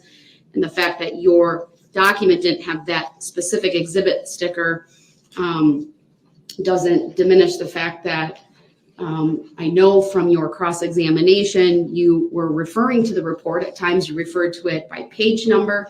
It was clear from your questioning that you had reviewed it. And so I just wanted to make. That didn't come from the report, Your Honor. The only thing that came from the report was from page 9, when I was trying to get clarity about why it said worn tire tie rod. Oh, and you actually questioned the witness about the different tire and what that would mean. So I thought 3 good areas of cross-examination that you covered. As far as the other issues I think that you might have when there's redirect, I'm not going to explain what redirect is, sir, but again, for my position, there's direct examination, there's cross-examination. The state or any witness, any party that calls a witness always has the opportunity to ask the direct exam questions and then redirect based upon what's asked during cross-examination. Sometimes that does mean there's some repetition, but I didn't see anything through the redirect of this witness that I thought was improper. So I just wanted to make a record of that. I am going to caution you, sir. Do you understand what I was saying? But during multiple times during the questioning of that witness, you were mumbling under your breath. You say disparaging remarks toward the court, toward the witness, or toward the process. So if it was disparaging, what did I say? Sir, you say things like it's not fair, or you make noises that suggest like you're disgusted with the ruling that is made. So you're assuming what I mean by that, and when did I say Mr. Brooks, it I'm fair? just making a record because but it's important you're making an that incorrect record. it's important that you demonstrate courtesy and decorum Incorrect through record. these proceedings, and that you give respect to the witnesses who are testifying in the process. Did the witness feel disrespected? Did the witness say anything about feeling disrespected? Mr. Brooks, I'm not going to engage in this I don't think back he did. and forth with you because, first of all, it's a mischaracterization of my observations, number one. And Yeah, number but your two, observations are incorrect. It's my job to ensure that under 906.11 that there's the effective presentation, and I'll just refer you to that once again. I'll read it into the record. You don't need to read it. Under 906. Just make sure that you make a correct The judge shall exercise reasonable control over the mode and order of interrogating witnesses and presenting evidence so as to do all of the following. Make the interrogation and presentation effective for the ascertainment of truth, avoid needless consumption of time, protect witnesses from harassment or undue embarrassment. Sub 2 talks about the scope of cross-examination. Sub 3 talks about leading questions and when leading questions may be used to develop the witness's testimony. So with that, we'll take our break. I'll start the 15 minutes. It's 3:13. We are in recess. Thank you. Go ahead. I did actually take note of when the court overruled one of Mr. Brooks' objections. His response was, "Stop trying to be slick." Yeah, I did say that. Stop trying to be So, slick. just for the record, I thought that was very disrespectful. Thank you. I would agree. Judge, can we discuss scheduling at some point as well, either now or on the When we return? come back. Why wasn't that addressed right when it happened? Honestly, Mr. Brooks, I'm really trying hard not Because to that's highlight your the definition of trying to misconduct be slick. during the trial. I'm trying my best here to I don't see frankly minimize I don't pointing see those it. things out to the jury and instead I pointing don't them see it. out outside the presence of the jury.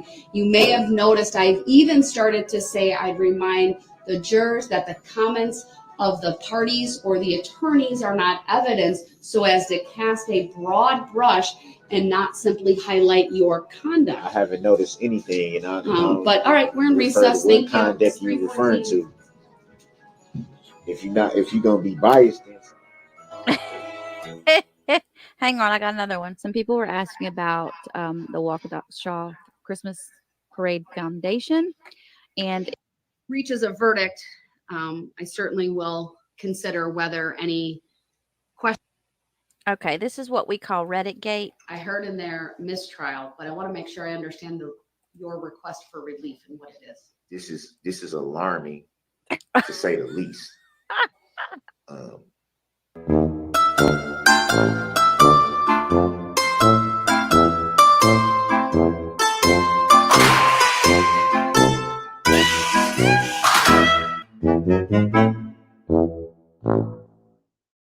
Okay, let's revisit this.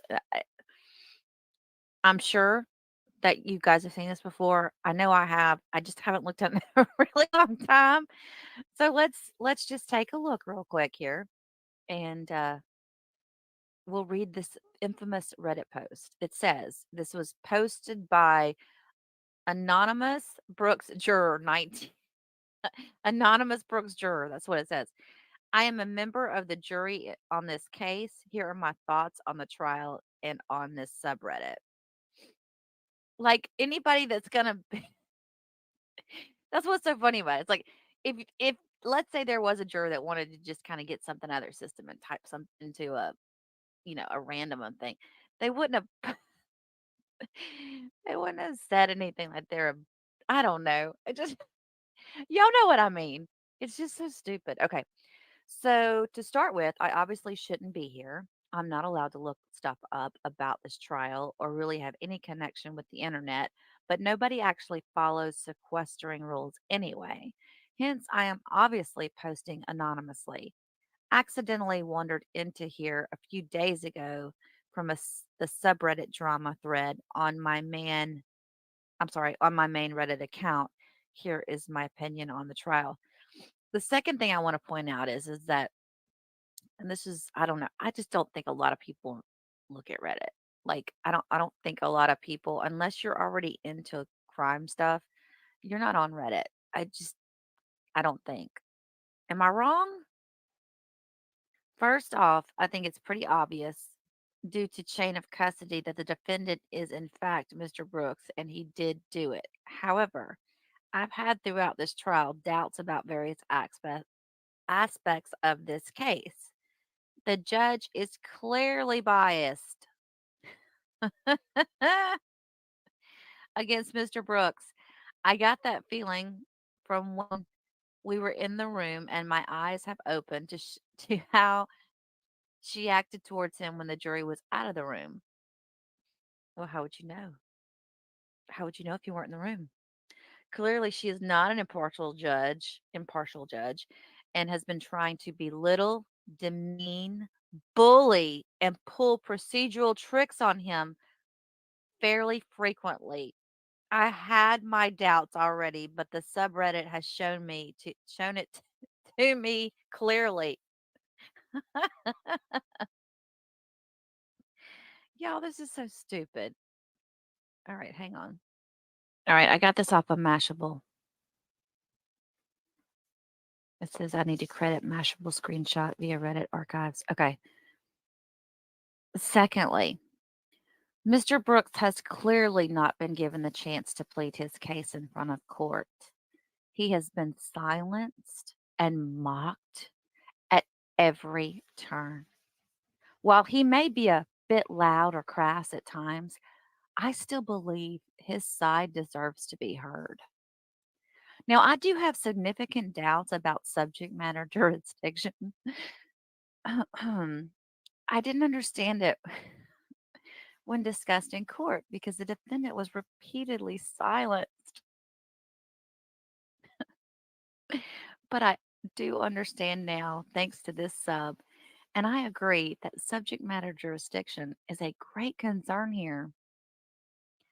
This subreddit has made me aware of jury nullification, and I am very grateful for that. Overall, I'm not sure what I will decide. I'm not educated in law, and I have to admit I'm biased against the defendant for the horrible acts he did. However, it is also clear that this trial is a complete kangaroo court. Mr. Brooks has not been allowed to try and prove his innocence, subject matter jurisdiction, or explain the circumstances surrounding the event. It's hard to imagine what could justify it, but we just can't know because of this trial. For these reasons, I'm torn between locking him up and throwing away the key or jury nullification. Both have arguments for and against them, and I'm not looking forward to choosing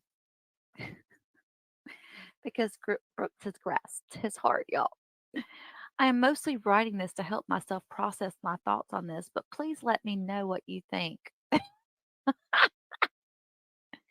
This is the biggest pack of bull maloney. No, okay, I'm not saying Brooks was behind this because we don't know if he was or not. He may not have been. He may not have been behind it, y'all. Darnisha. But I do think that whoever did this did have intentions of screwing with the trial, obviously. It could have been somebody that was just stupid and putting something out there like, like toying with like a game or something. Maybe somebody was doing it to be funny. They thought it was funny. And it took off into its own little thing. I don't know.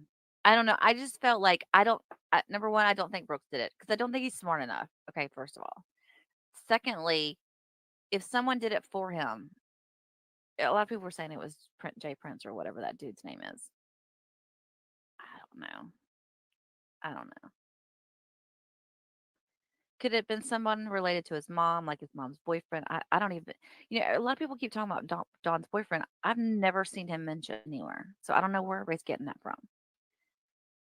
So to say that it was somebody that knew him, I really believe that it was somebody making a joke out of this trial because it's so crazy. Like, it's so ridiculous that they were like, this was a humorous, I'm going to post this like I'm a juror.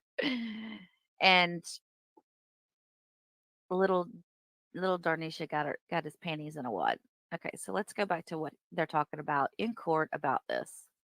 Provided to me, which was an email, and then the attachment, which is a color print off. Looks like the person took a screenshot, and that the anonymous post claimed to be a member of the jury on the case, and here are my thoughts on the trial and on this subreddit.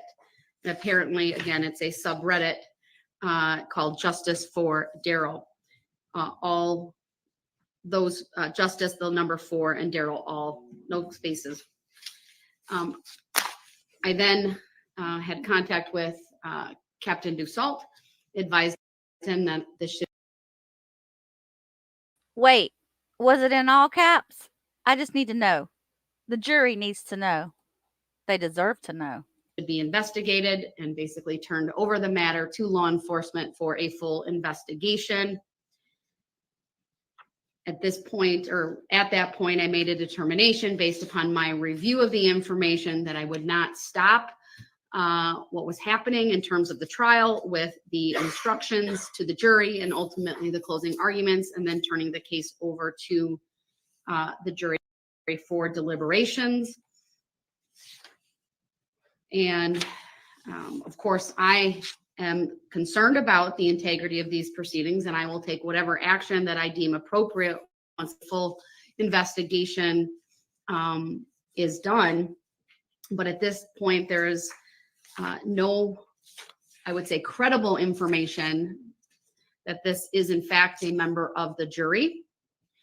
But I will leave that for law enforcement to determine. And if, of course, if need be, at the conclusion of the case, when the jury reaches a verdict, I certainly will consider whether any questioning of the jurors at that point is warranted.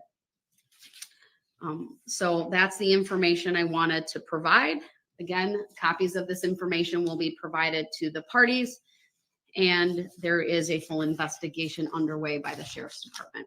I have no further information about it at this time. I will not be the judge that will further be reviewing it in terms of any requests related to that investigation. I will simply be handling whether any requests as relates to this case in particular. Oh, he's not going to be happy at all with that. Copies for the parties. And we'll provide those. Go ahead. Your Honor. I'll make sure you was. Go ahead. First. What is this? All I can tell you, sir, is that there is apparently on the internet, on a site, or maybe it's an application, I'm not entirely sure, called Reddit. There's a subreddit that is entitled Justice for Darrell, and it was on that subreddit that someone wrote an anonymous post claiming to be one of the jurors. That, of course, would be a violation of the rules that I set up for the jurors, which is why I turned over the information to law enforcement so they could make a full and complete investigation. For the record, accept for value and return for value these documents. I'm confused. At this point, sir, I'm providing the information. I trust that the parties will review it, and if the party believes that any request needs to be made of this court, then an appropriate request will be made. But at this point, I'm just advising the parties of the information that I have. And I will add this. I will, of course, It's important that the results of any investigation be turned over to the parties. I don't know how long that will take, but that is also my direction. Is really the only direction I gave to law enforcement is that the results of the investigation that be turned over to the parties. Was this? Oh, I'm sorry. Was this just found out about this morning?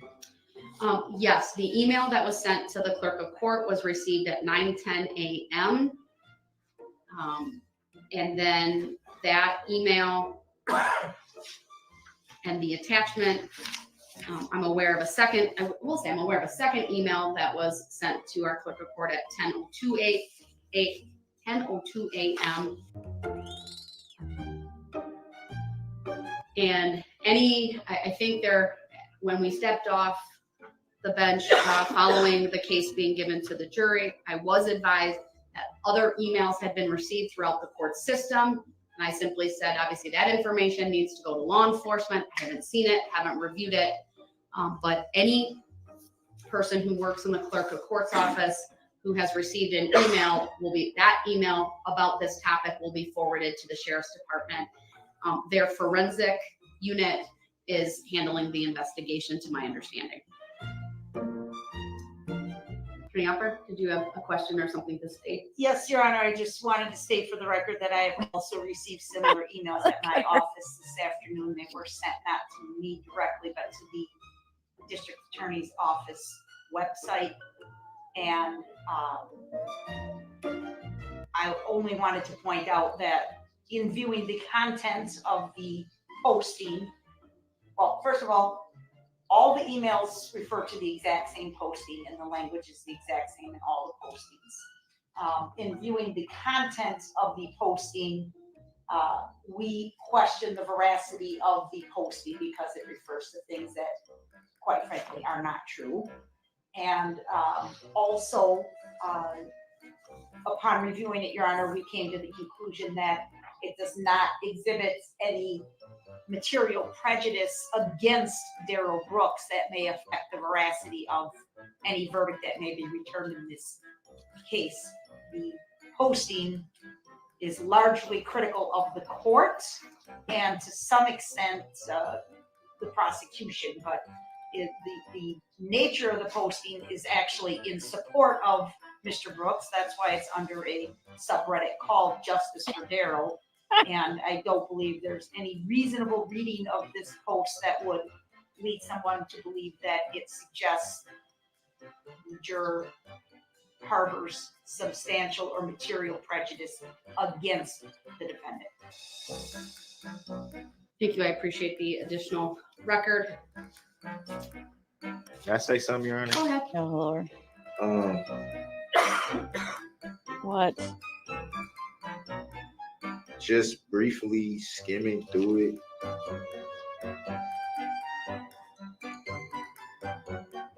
I do want to state for the record that I have no involvement with this. I'm really like shocked like this even came to light. Did you say chocolates? Shock him. I will say Perplexed. just by skimming through it, these are definitely things that have been talked about in the court. So common sense would say that this came from someone that has either been in the court to hear what goes on in the court or a jury member. It's no other way. Well, actually, the proceedings are live streamed worldwide, Your Honor, available on YouTube worldwide. So I don't agree with that assessment. Well, did you see Leslie? I mean, it's pretty obvious that this would come from somebody who's actually, I think it's pretty clear. Well, I'm leaving it in the hands of law enforcement to do a full and complete investigation. It's pretty clear, y'all. Oh, shoot. Extremely concerned about this. Extremely.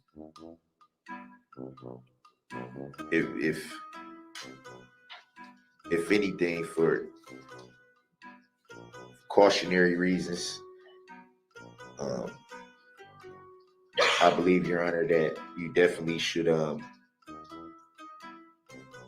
take a look at everything I'm saying here in these case laws and I wish that was What's her the typing. request, though, that you're We making know it's Leslie though. based upon the case Probably law for that you Zach. cite? I heard in there mistrial, but I want to make sure I understand your request for relief and what it is. you say request for Relief. relief. What are you asking me to do based upon the information that the limited information we have about the Reddit post and this trial? I guess my request would be,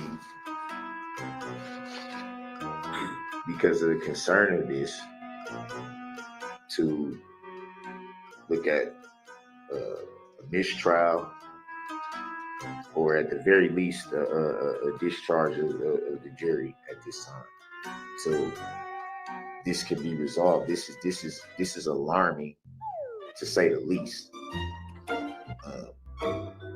This post, and I don't know what Reddit is, to be honest. I've never heard of it or used it, so I don't know the extent of. It's almost like this could be like a snowball type of thing. It can start with something that's this small, and then it can snowball out of control into something totally different. It sure could. It sure could. I don't know the extent of this website.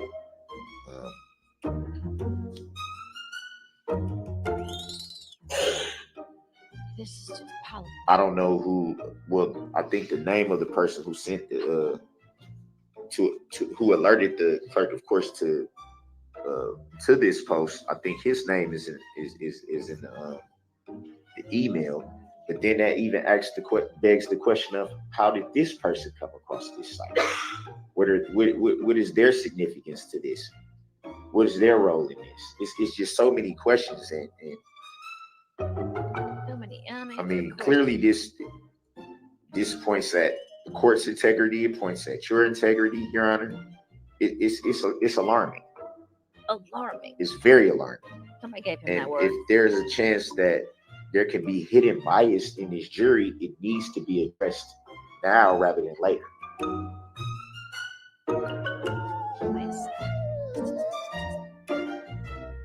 This is very concerning. I want to see what the prosecution's doing right now. I want to look at that table, shaking their head. Well, thank you for bringing up your concerns. Let me turn to the state if they want to respond, and then see what other issues they want to cover this morning. Judge, the original post was on a subreddit thread called Justice for Darrell. That's the copy that the defendant has in front of him. That post was edited last night, claiming that it was a prank from the start, and that the original poster was didn't think it would get that far out of hand. See, I told y'all. The way that Reddit works, the only person who can modify the content of the original post is the original poster, and because the jurors have no access to any electronic devices, I think it's safe to say that our 12 jurors back there are not the original poster. So I think that puts that issue pretty much to bed. It's still obviously under investigation because the court takes it so seriously, but there really is no actionable or any real reason why we should doubt the jury's being unbiased in this case. I object to that on the grounds, Your Honor, that, like you just said, it's an investigation going on. And if there's an investigation, then that clearly says that something is amiss. We have 15. We have 15 jurors. There's still too many questions that we don't know. Too many. I don't think anything's put to bed because we don't know. It's unfair to say that the issue was put to bed when there's still so many questions left out there. I'm sure you reviewed it yourself, Your Honor. You see the language in this whatever this thread. I don't know. I don't know what this is. It's clearly a post from somebody who has intimate knowledge of Intimate. the trial and what's going on in the trial. I've been watching I don't think.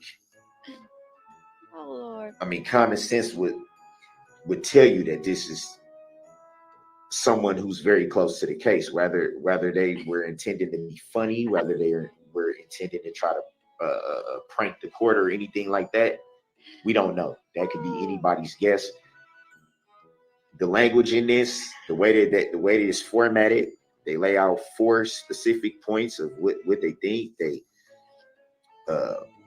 They point to certain language in the case. If only they would have misspelled biased. They make references to saying when we were in the room. They got certain feelings from where they specifically refer to themselves and a group. That would be we, plural.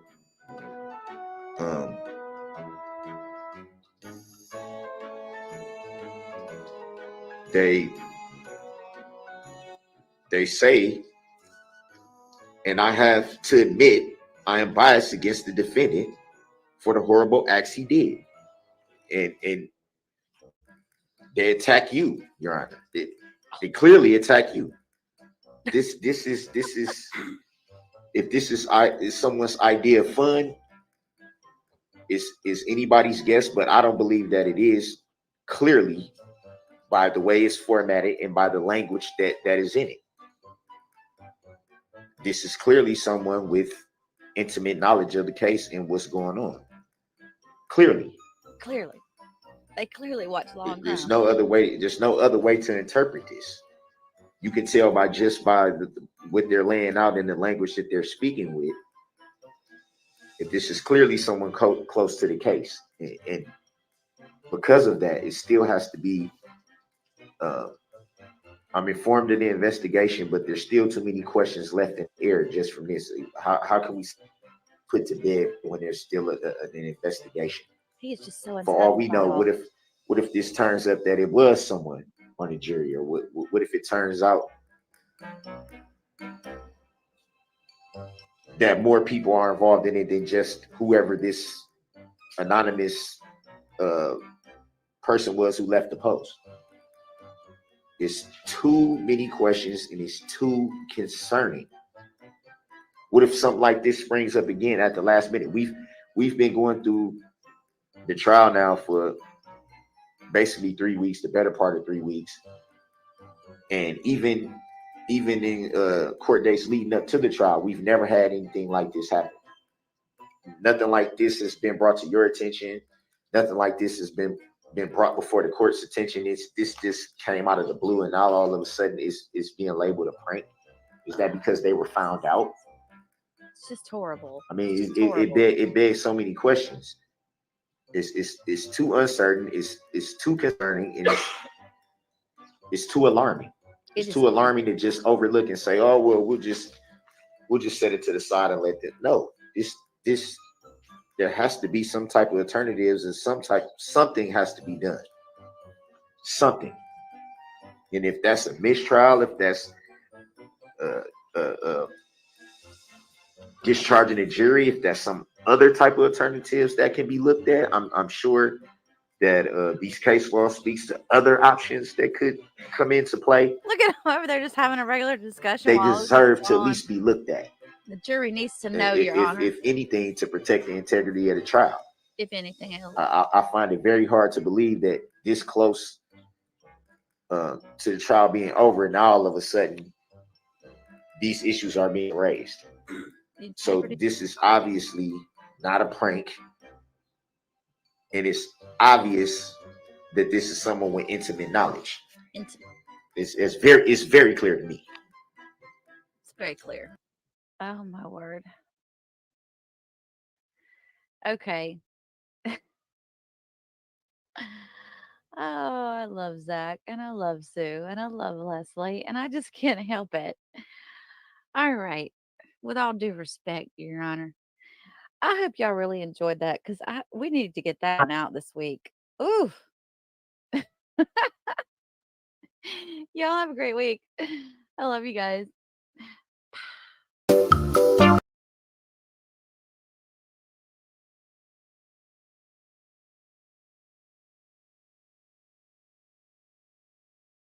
Am I muted? Am I muted?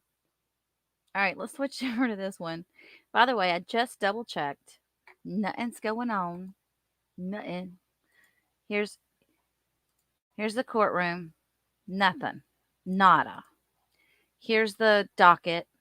Let me refresh it. Nothing. Nada. Y'all, I wonder if they called in on a snow day. But they're used to snow though. They're used to it. So I don't know. I don't know. I was trying to figure out which one we wanted to watch again. Good Lord. Do you want to watch the booking photo? Do you want or the booking video? Let me see the plaintiff. This is my favorite of all. I think almost all the ones I've done, and it has low reviews. Let's watch this one. But I just think it's great. I mean, I'm not calling myself great. I'm just saying I just thought this was good. That may be harmful to some viewers. Viewer discretion is advised.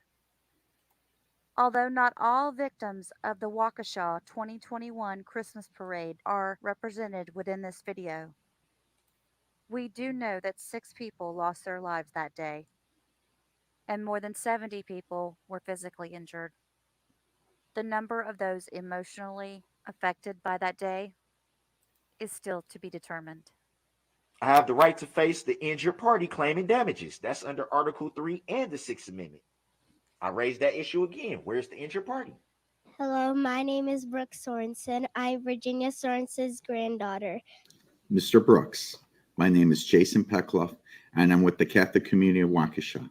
My name is Kelly Grebo, and I was walking in the Christmas parade with my daughter, Adelia, on the 21st. I am here on behalf of not 1, not 2, not 3, but 4 children.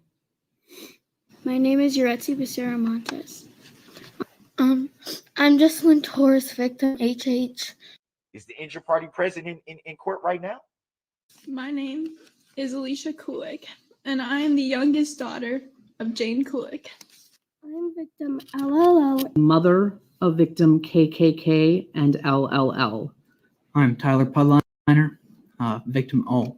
My name is Donald Teagues, and I am the father of victim Q, or Eric Teagues. My name is Sean Sorensen, Virginia Sorensen's oldest son. Can anyone make a claim against me? Can you make a claim against me, Your Honor? My name is Lori Locken. I was walking with the Catholic community of Waukesha, my church family, when you made your decision to drive through the parade route. I am Bill Mitchell, formerly known as victim ZZ. To you, Mr. Brooks, I'm charge 52. On November 21st, 2021, I was marching with the Catholic community of Waukesha and the Waukesha Christmas Parade. When something caught my attention, I turned around and saw a headlight. And then I was hit. My name is Margaret Petulis, victim BBB, count 54. Do you know of anyone that can make a claim against me, Your Honor? My name is Sherry Sparks. I am Jackson and Tucker's mom. I stand here today with my son Tucker and my husband Aaron. I'm here today to represent my family, but mostly for my boys, who were both struck down by the red SUV on November 21st. I want to give a voice to our son Jackson Sparks. His injuries were too extensive for his little body to come back from. I'm David Sorensen, Virginia Sorensen's husband of 56 years. My name is Greg Houston. This is my wife, Carrie, family members of Jane Kulik. I am one of 4 siblings, Mr. Brooks. My name is Dylan Darrell. I'll read their symbols that I was given: II, JJ, KK, LL. But their names are Charlotte, Alice, Vivian, and Grayson. My daughter was not listed as a victim. She was dancing with Extreme Dance Team on November 21st. She did not get hit by the car. She got hit by another team member. Hi, I'm Amber, mother of Jocelyn Torres. As I stand here before you today, I realize that you don't know who I am. I have been here almost every single day since this trial started. This is our daughter, Olivia. She is the baby of our family. Can anyone right now in court, anyone, make a claim against me? I'm Lindsay Conkle, and my family walked with the Waukesha Blazers. November 21st, 2021, my family walked in the Waukesha Christmas Parade. Our mental and emotional injuries were severe, and they remain a struggle for us every day. From victim H. My name is Taylor Kulik. Standing next to me is my oldest son, Robert. I am the oldest daughter of my mother, Jane Kulik. Good afternoon. My name is Leanne Hollingsworth, the mother of 2 victims. There's no injured party in this matter. Katie Pudliner, mother of Tyler Pudliner. My name is Sasha Catalan. On November 21st, you killed my mother. My name is Marshall Sorensen, and I am son to a murdered mother, Virginia Sorensen. After this feeling, my hearing went out. All I heard was loud thump noises. My friends getting hit by the SUV. I had seen 2 girls fly across the concrete and hit the curb in front of me. This is my sister, Jocelyn Torres, victim HH. My family and my friends thought that that was the last day they would have with me. I can't even imagine what everyone was going through while I was unstable, in a coma, with a brain injury that later led to me having to get part of my skull taken out and put back in 2 months after. This major change in my life was all from the car that had struck me and many others on November 21st, 2021. So who makes the claim? Who? Members of the Waukesha South Band. My name is Jeff Rogers. My children were victims U and V. My name is Jessica Gonzalez, and this is my husband, Juan Gonzalez Lopez. We represent the Blazers organization, as well as many others, and you could even argue the state of Wisconsin. My name is Chris Owen, and I'm the plaintiff. I'm here on behalf of another plaintiff, my mother, Leanna Joy Owen. The reason none of the witnesses saw her in this courtroom is because she was executed by a child-killing sex offender, and we are both injured parties. My whole family is an injured party. My name is Michael Carlson, and I'm appearing here today both as an individual and a brother to one of the victims of November 21st. I'm here today as well as a plaintiff joining a criminal complaint against Mr. Brooks with a claim against him for the damage that he has brought not only to Waukesha, but to my family. And I'm also appearing as a posthumous spokesman for the victim, my sister, Tamara Durand, who can't appear here today on her own behalf because Mr. Brooks killed her. The Waukesha County Community Foundation says more than 15,000 donors from all over 50 states and several foreign countries have collectively gifted $5.7 million for the benefit of parade victims and their families. If you would like to donate to the Christmas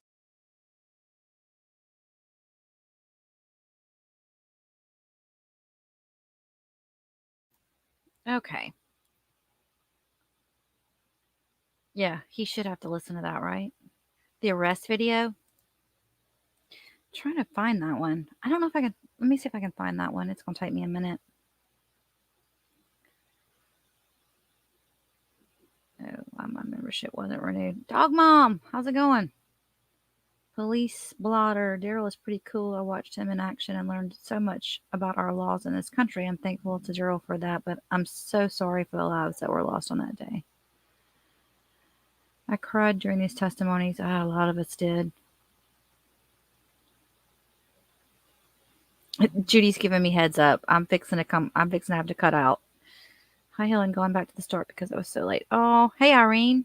Coming in from Ireland or Scotland. They say he is now 5th.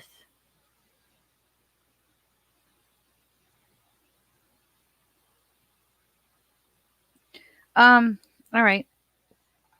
So I keep refreshing the docket. There's nothing new going on there, guys. It's as if nothing's happening.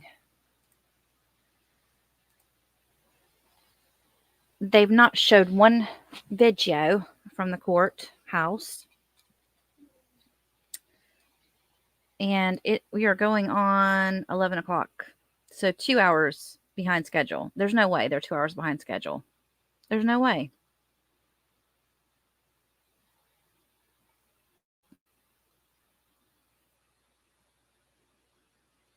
So let's do this. I'll just kind of, I hate to do that.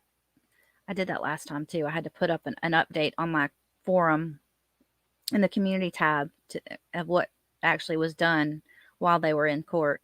But I'm surprised they haven't updated it yet.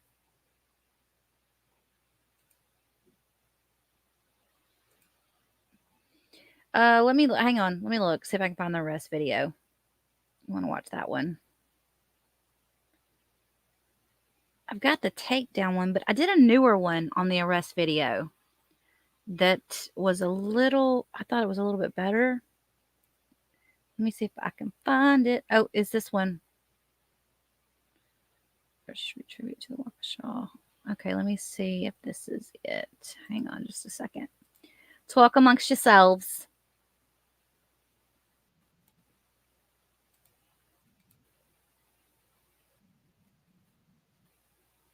All right.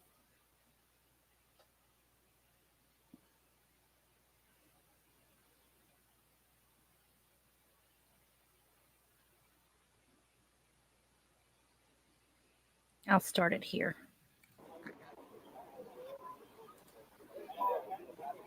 This is the one that I did was kind of like in consecutive order. Kind of make it all kind of fit together, but I took different pieces. Yeah, we're 260?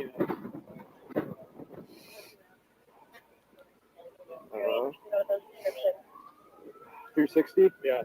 All right, again, 2 shorter mill blacks, 1 tall mill black. Tall mill black, Doesn't look right. blue and gray. Is there another app? Yeah. Dark gray Wait, sweatpants. or no? The other mill blacks were No, it's the wearing messaging one. sweatpants. That's all I got. GXP. Fleet 18 you're looking for? Fleet 18. Unless no one's freaking I don't see anybody logged in. You guys calling it this? I'm just probably slammed.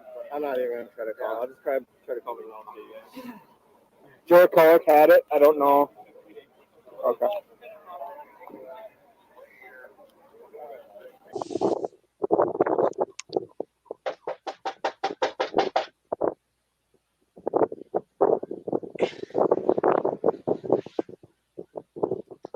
Hey, I called an Uber and I'm supposed to be waiting for it over here, but I don't know when it's coming. Can you call it for me, please?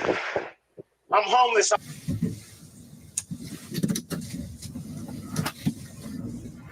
man, can you tell me where the command post is at if it's out yet?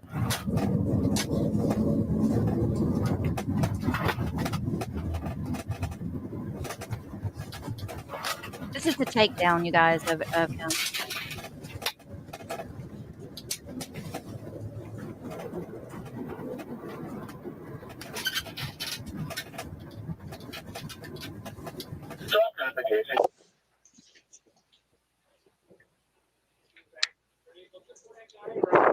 I don't know. Yeah. Yeah, for sure. Yeah. That's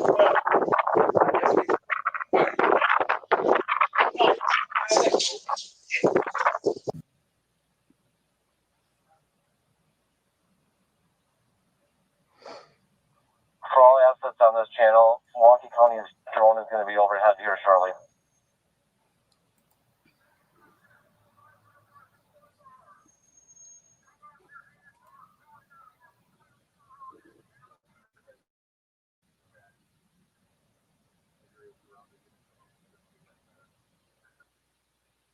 Did they just say, come out with your hands up? Probably. Anderson Techman. But 6 announcements made. Darrell,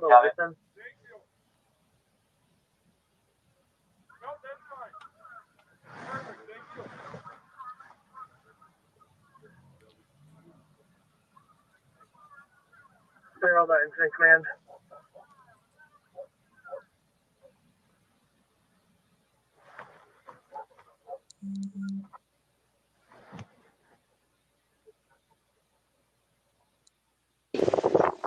My ID. My ID.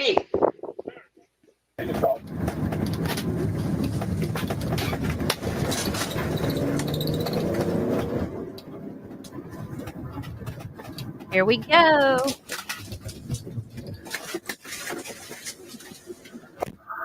Phillips is 126 on Elizabeth. 126 bail on Elizabeth.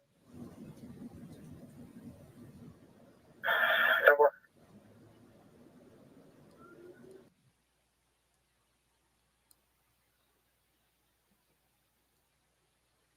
They're creeping in on him.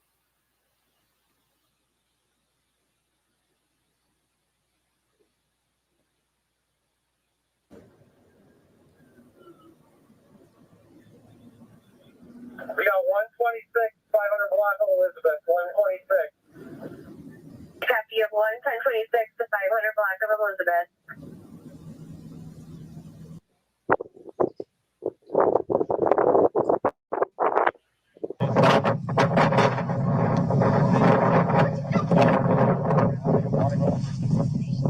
Big Ben.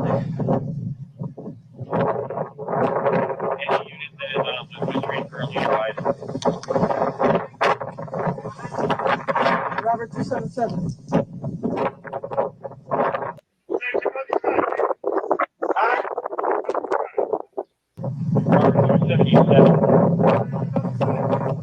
What's up? Hands up! Put your hands where I can see them. Put your hands up! Hands up! Hands up! Hands up! Put your hands where I can see them. Whoa, whoa, whoa! Hands up! Hands up! Hands up! Get on the ground! Get on the ground! Do it now! Hey, taking one of the hospitals for a plan here. What did I do? Lay on your stomach. What did I do? Robert, are you on the list? Still more right. You got something with your name on it, man? No. Okay, lads. Cooperate with us. Okay. Okay.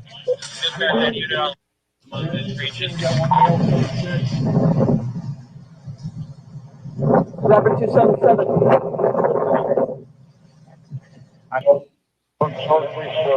I just used somebody's phone to call for a minute, that's all.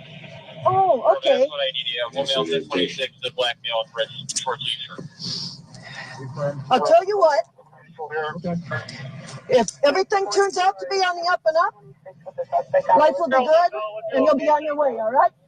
I got it. Suspect, I presume?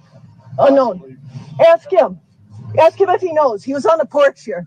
Yeah, I was using his phone. What's your location? I was using his phone. You're holding the WMH drone, loading her down. Any squads available for transport? Give me a lift. That's all. I was just using his phone. Darrell, this is Schwartz. I'm leaving WSC. Where do you need me? Can I just sit up? Can I please just sit up? You have any weapons? No, sir. What's your name, guy? 9209. I just told her my name. What did you tell Park? Yes, sir. What's your first name? Darrell Brooks? Yes, sir. Additional victims to return in the next block. Copy. No additional victims. This matches the description of the guy that got called on who was going door to door over here.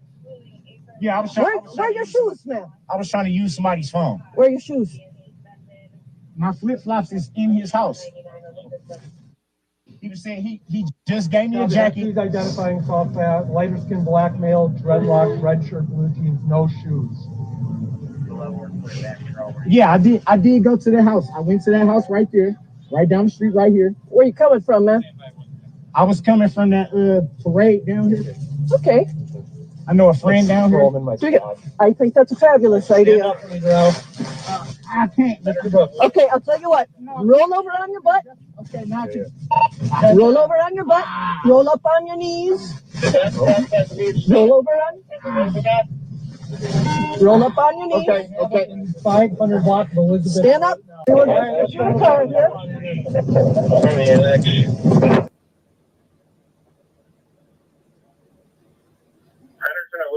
you leave from.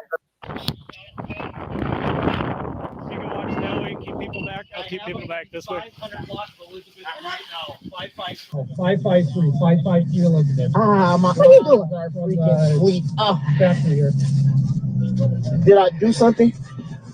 That is yet to be Go to determined, the front sir. of my squad, man. Okay. Is there anything I need to sticky book? No, not at all, sir. Okay.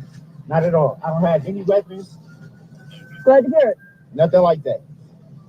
How did you get up over here, man? I was coming to see a friend.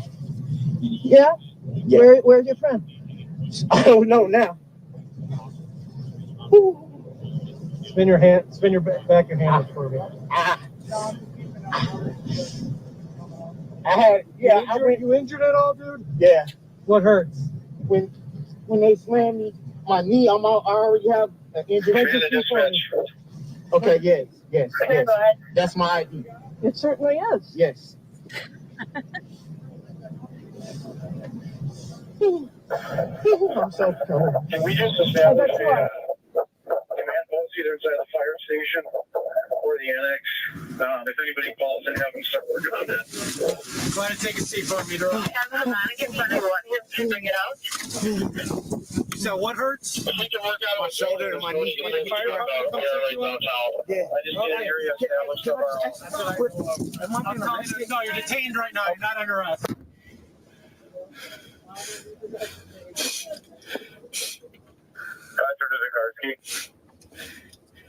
Excuse me, sir.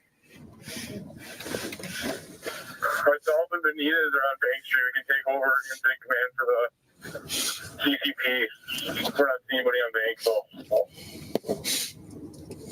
So Collie was sending their command post to Bank Street. I would just like to establish an area of our own unless we can join up with them.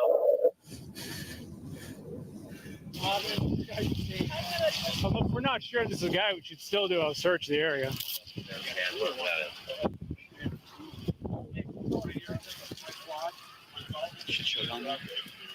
Yeah, well, that's why I got this on my back. If they need it. We needed tags. I didn't realize how much we need tags. Well, that's the thing. It's like I was waiting. I'm like, I'm just gonna offer up.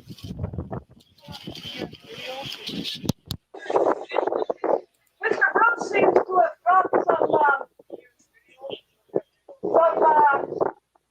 seasonings, looks like. Little baggies of seasonings over there. His seasoning. 2 bags. We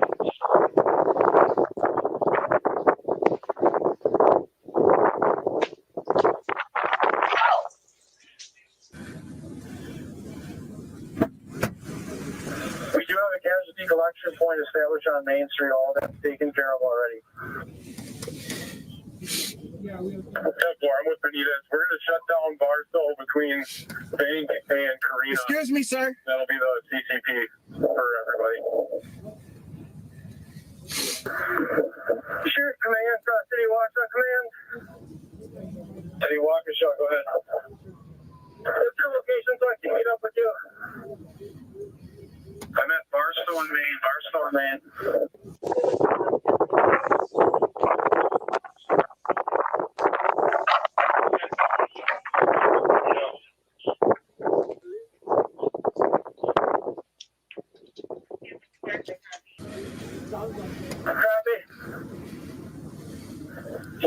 Excuse me, sir.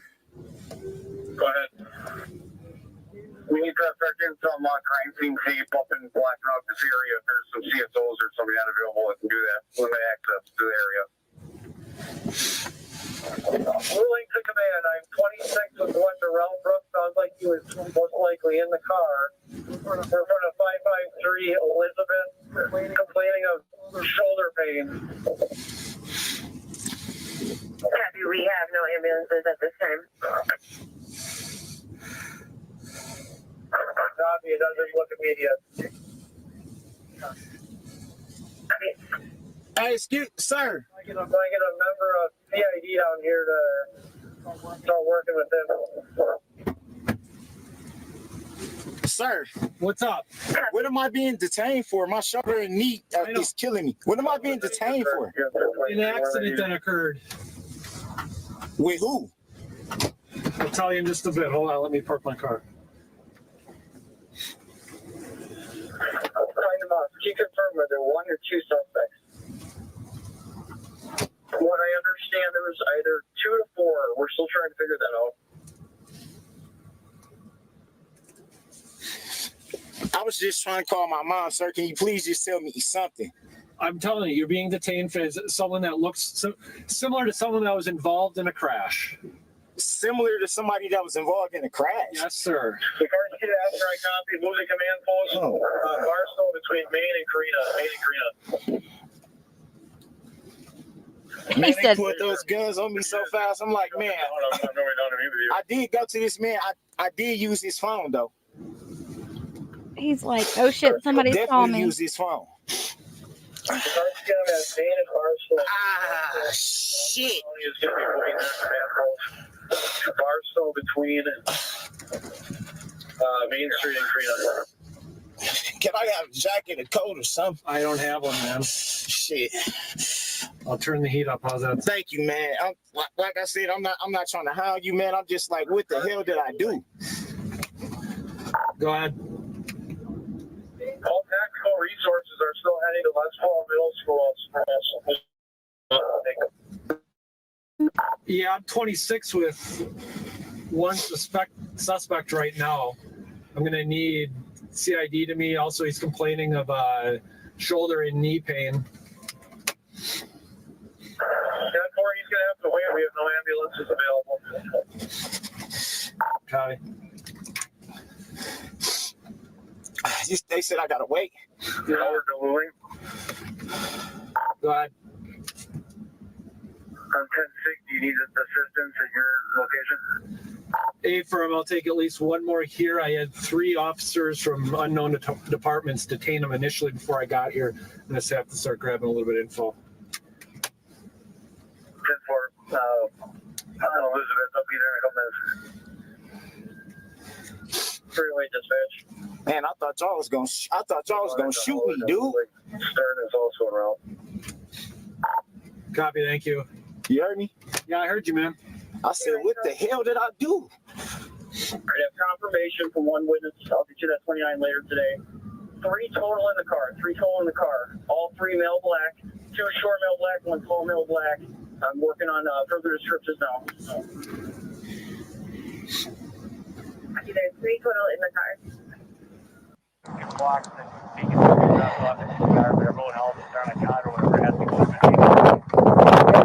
The vehicle is supposed to be at Main and Maple, and they got a plate on it. It would be nice if we got, information that belonged to him. That's not the name I saw. Jorge 500 is aware. Oh, excellent. Yeah, you might want to call somebody in the work. Yes. I gave him that sandwich that he had. Oh, okay. I actually was not expecting to find a sandwich. I was expecting to find what he dropped on your porch.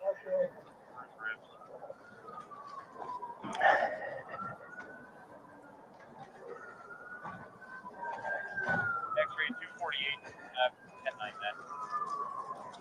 X-ray 248, not related. Are we? I don't know. From what I read in the hitch, and I was trying to drive and read, and not crash, said he had a long gun. Figure out his passing. So we walked the yard with him.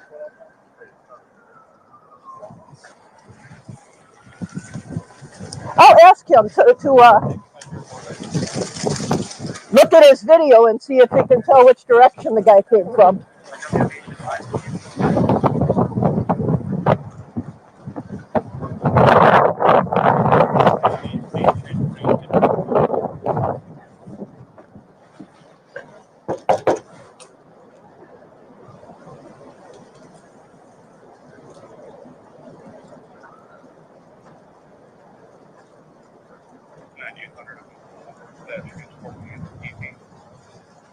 Copy 9800, you're going. Oh, could you look at your video and see what direction he came from? Absolutely. Thank you. Now I only have like a basic membership, so I can't save videos. So if we want to save it past the 24 hours, I need to get a premium membership. Or I guess maybe I could see if I can upload it somewhere. We'll load it right now. I didn't even do that yet.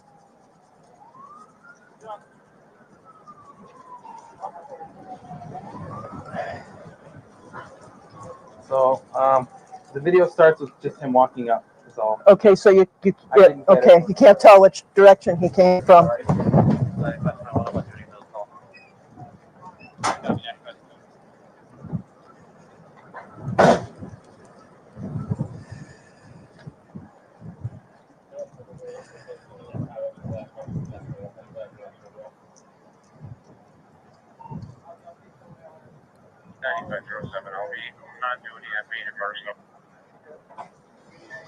I'm part of Uber, and I'm supposed to be waiting for it over here, but I don't know when it's coming. Can you call it for me, please? I'm homeless.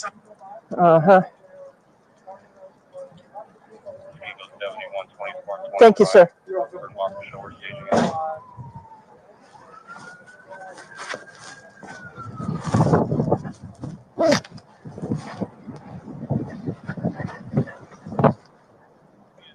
Broadway and Park. 71 copies. Suspect covered vehicle is at 338 South Maple Avenue. From there, and that's where they got out or went out with him in front of 553 Elizabeth Street and went 1026 with him. It's unknown where the other two male black subjects were that were in the vehicle. This is number 2. This is one of Outstanding. 1 of 3. Is it? Yes. Excellent. Good. Excellent. This is one of the guys. Nice work. Well done. Thanks for the backup, you know. With the tack, I know Louise up there. You did? I did. Did or did not? Well, you know what? It's a small thing, but we have PC to have the guy in the back of the car. It's motive. If a drug deal went bad and they tried to get away from it. There you go. It's part of the story. It's not who it was. I don't know. This is your car? This is my squad. Yes. Those are my cars. Okay. Would you like to swap them out? I'm going to grab everyone who is there with this guy. I'm going to grab their name. Okay. Well, we're all set and done here. But we'll get your cops. Don't worry. Okay. Sounds good to me. Video up. So I matched the description of somebody? You match the description of someone. That's why you're detained right now. Come. Listen, man. I'm 40 years old, man. Sit for me, all right, Mr. Brown? Yeah.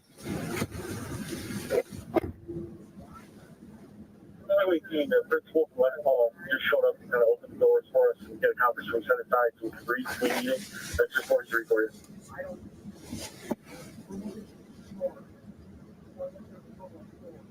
Starsky to Condon.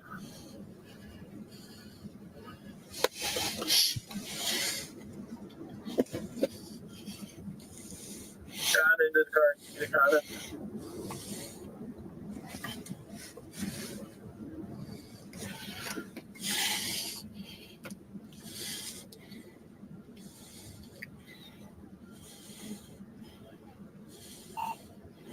Ruling the command, if we start, actually, gotcha, ruling counter unit, start pushing our perimeter west, we're walking down around where we found out other suspects.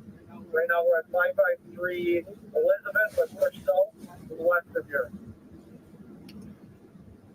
Out in the ruling. Where would you like to be, my partner?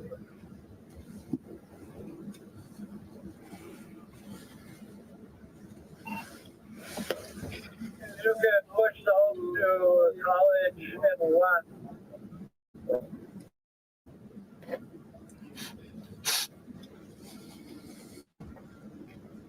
I'm pretty much sitting at College or West Washington Central in that direction as well. I'll take someone at College and Prairie. I got that guy. So the moving, would you like to set up a canine track? A-firm is going to either be from where it started, where they left the vehicle over on Maple, and you might have another one from over over here on Elizabeth, you have no confirmation yet that he was with anyone else. So. On 43 or anybody else who's listening, the suspect pulled his vehicle into 338 South Maple Avenue. He then ran southbound from there, and that's where they got out. Okay, the rest of this is the booking photos when they go into the booking room. If you guys want to watch that, I'm going to put it on pause for just a minute because I want to go over here. I pulled up cases by the judge's name, right? And he's been moved. He was originally he was at number 5. Now he's up at 1 and 2. Both his charges, different cases, are up at 1 and 2. So they have to be doing something right now. So maybe they're on his case. But again, nothing's being streamed on the website. I'm going to refresh the docket one more time.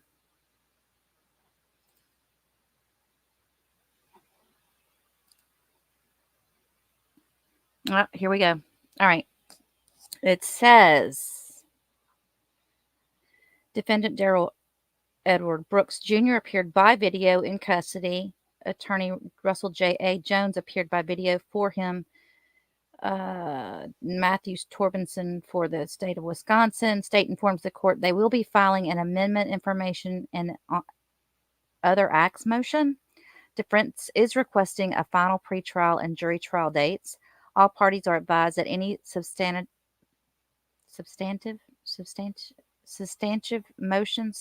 motions. I can't read today. All parties are advised that any substantive motions be filed within 15 days, and counsel must contact the court to get a date for scheduling the motion. Further, all witness lists, motions, and is that supposed to be timeline? Any special jury instructions must be filed by the final predate. The course predate. The case is adjourned until May 3rd. Oh my gosh.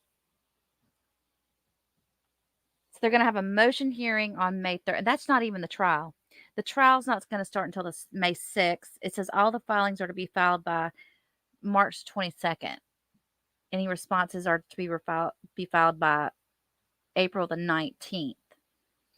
So I'm thinking 22nd to the 19th, we'll find out what's going on. And I would think that this May 3rd date sticks. Oh my gosh, you guys. Oh my gosh.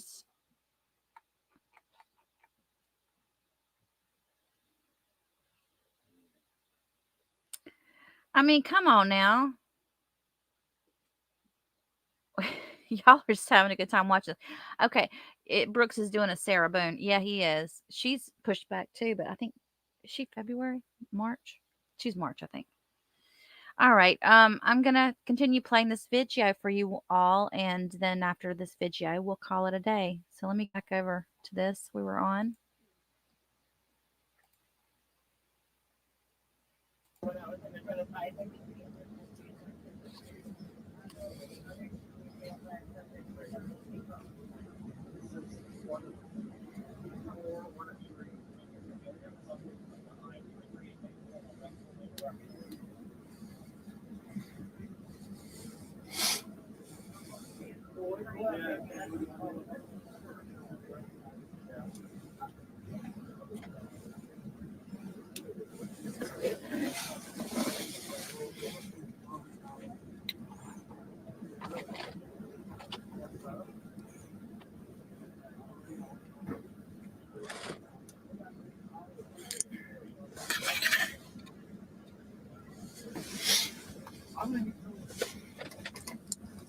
Can I talk to her?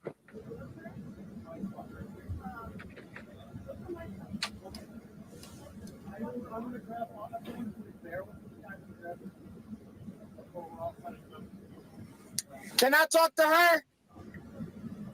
Ma'am. Yeah, she would. Ma'am.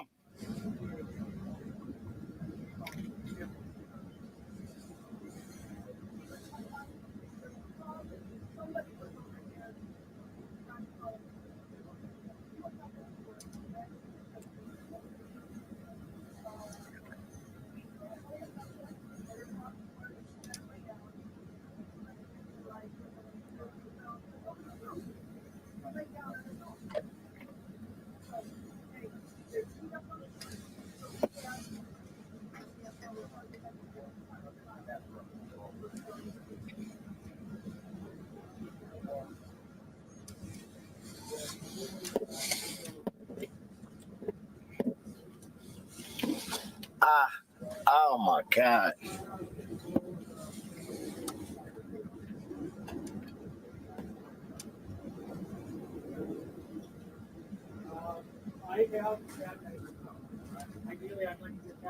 Thank you so much, Alonzo. You're so nice.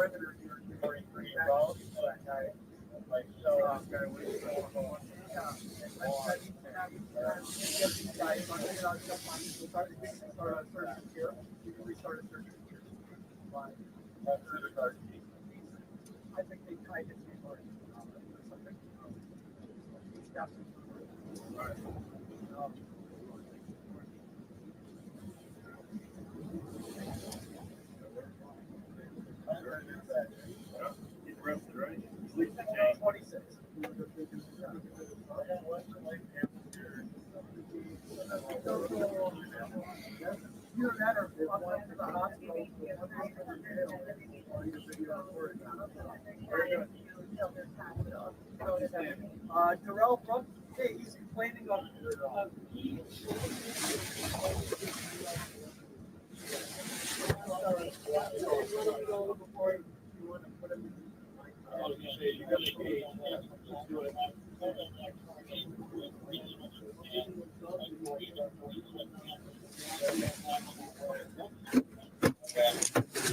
Darrell? Yeah, what am I? My name's Ben. Okay. I'm a detective for the city. You okay? I understand you got some shoulder pain? Yeah. Okay. Yeah. All right. It's not, I mean, it's just, my knee hurts really, really bad from, when they kind of slam me. Yep, we're going to go and we're going to talk, all right? Okay. Go ahead. Ooh. That's why I wanted to see her, because she was cool. She was cool. She let me know what was going on. I'm willing to cooperate with you, because you were just like, huh? All right, well, I found identifying information inside the vehicle. You guys, you can check out Alfonso's channel. I'm going to put the link up right here. Just put it up. He also does Darrell stuff. Darrell stuff. Content.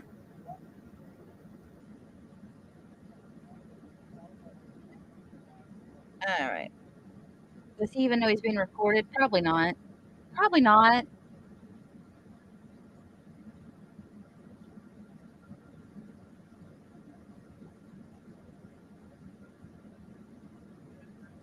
All right, I'm going to call it, because the rest is where we go in. They're going to go into the whole taking him into the jail and booking him and everything.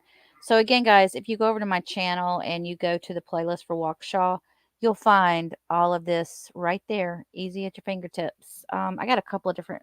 There's another video of the takedown as well, and the booking thumbnail. If you want to watch the booking part, hang on, I'm trying to find the picture of it so I can show you the thumbnail.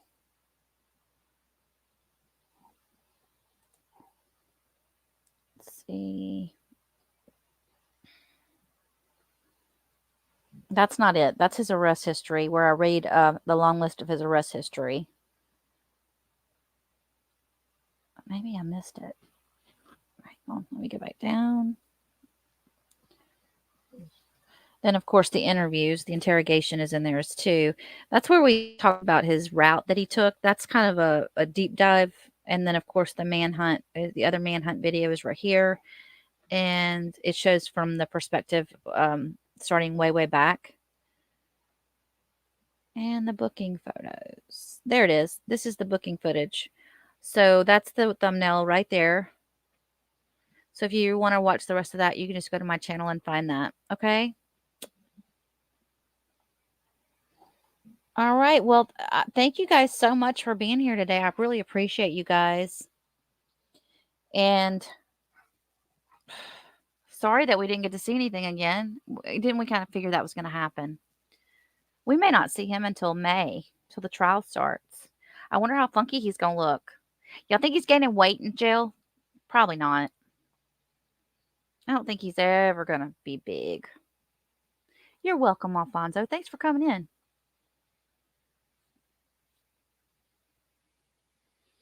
Uh-oh, Alfonso, by the way, our channel here, it's mostly women. We have a lot of men. We have a lot of men. I'm not going to, there's a lot of great men that come on here. But we have a lot of women on my channel that like to say hello to the handsome men that come on, or while they're on video. So you have now been added to that list. According to Bama Green Eyes, you were on the list of hotties. So welcome aboard. He's being harassed. He's not being harassed. See what John said? We do. Kimmy. There's Kimmy. I was waiting for a comment. I was waiting for a comment from Kimmy.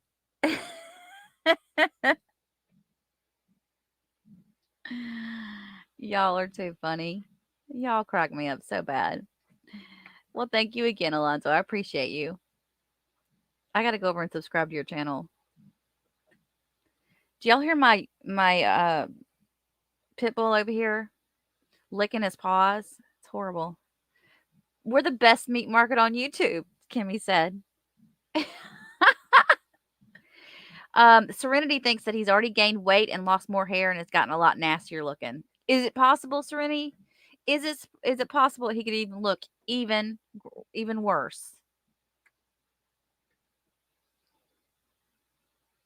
Oh, you're getting a lot of love in the chat, Alfonso. That's awesome. Okay. All right, guys.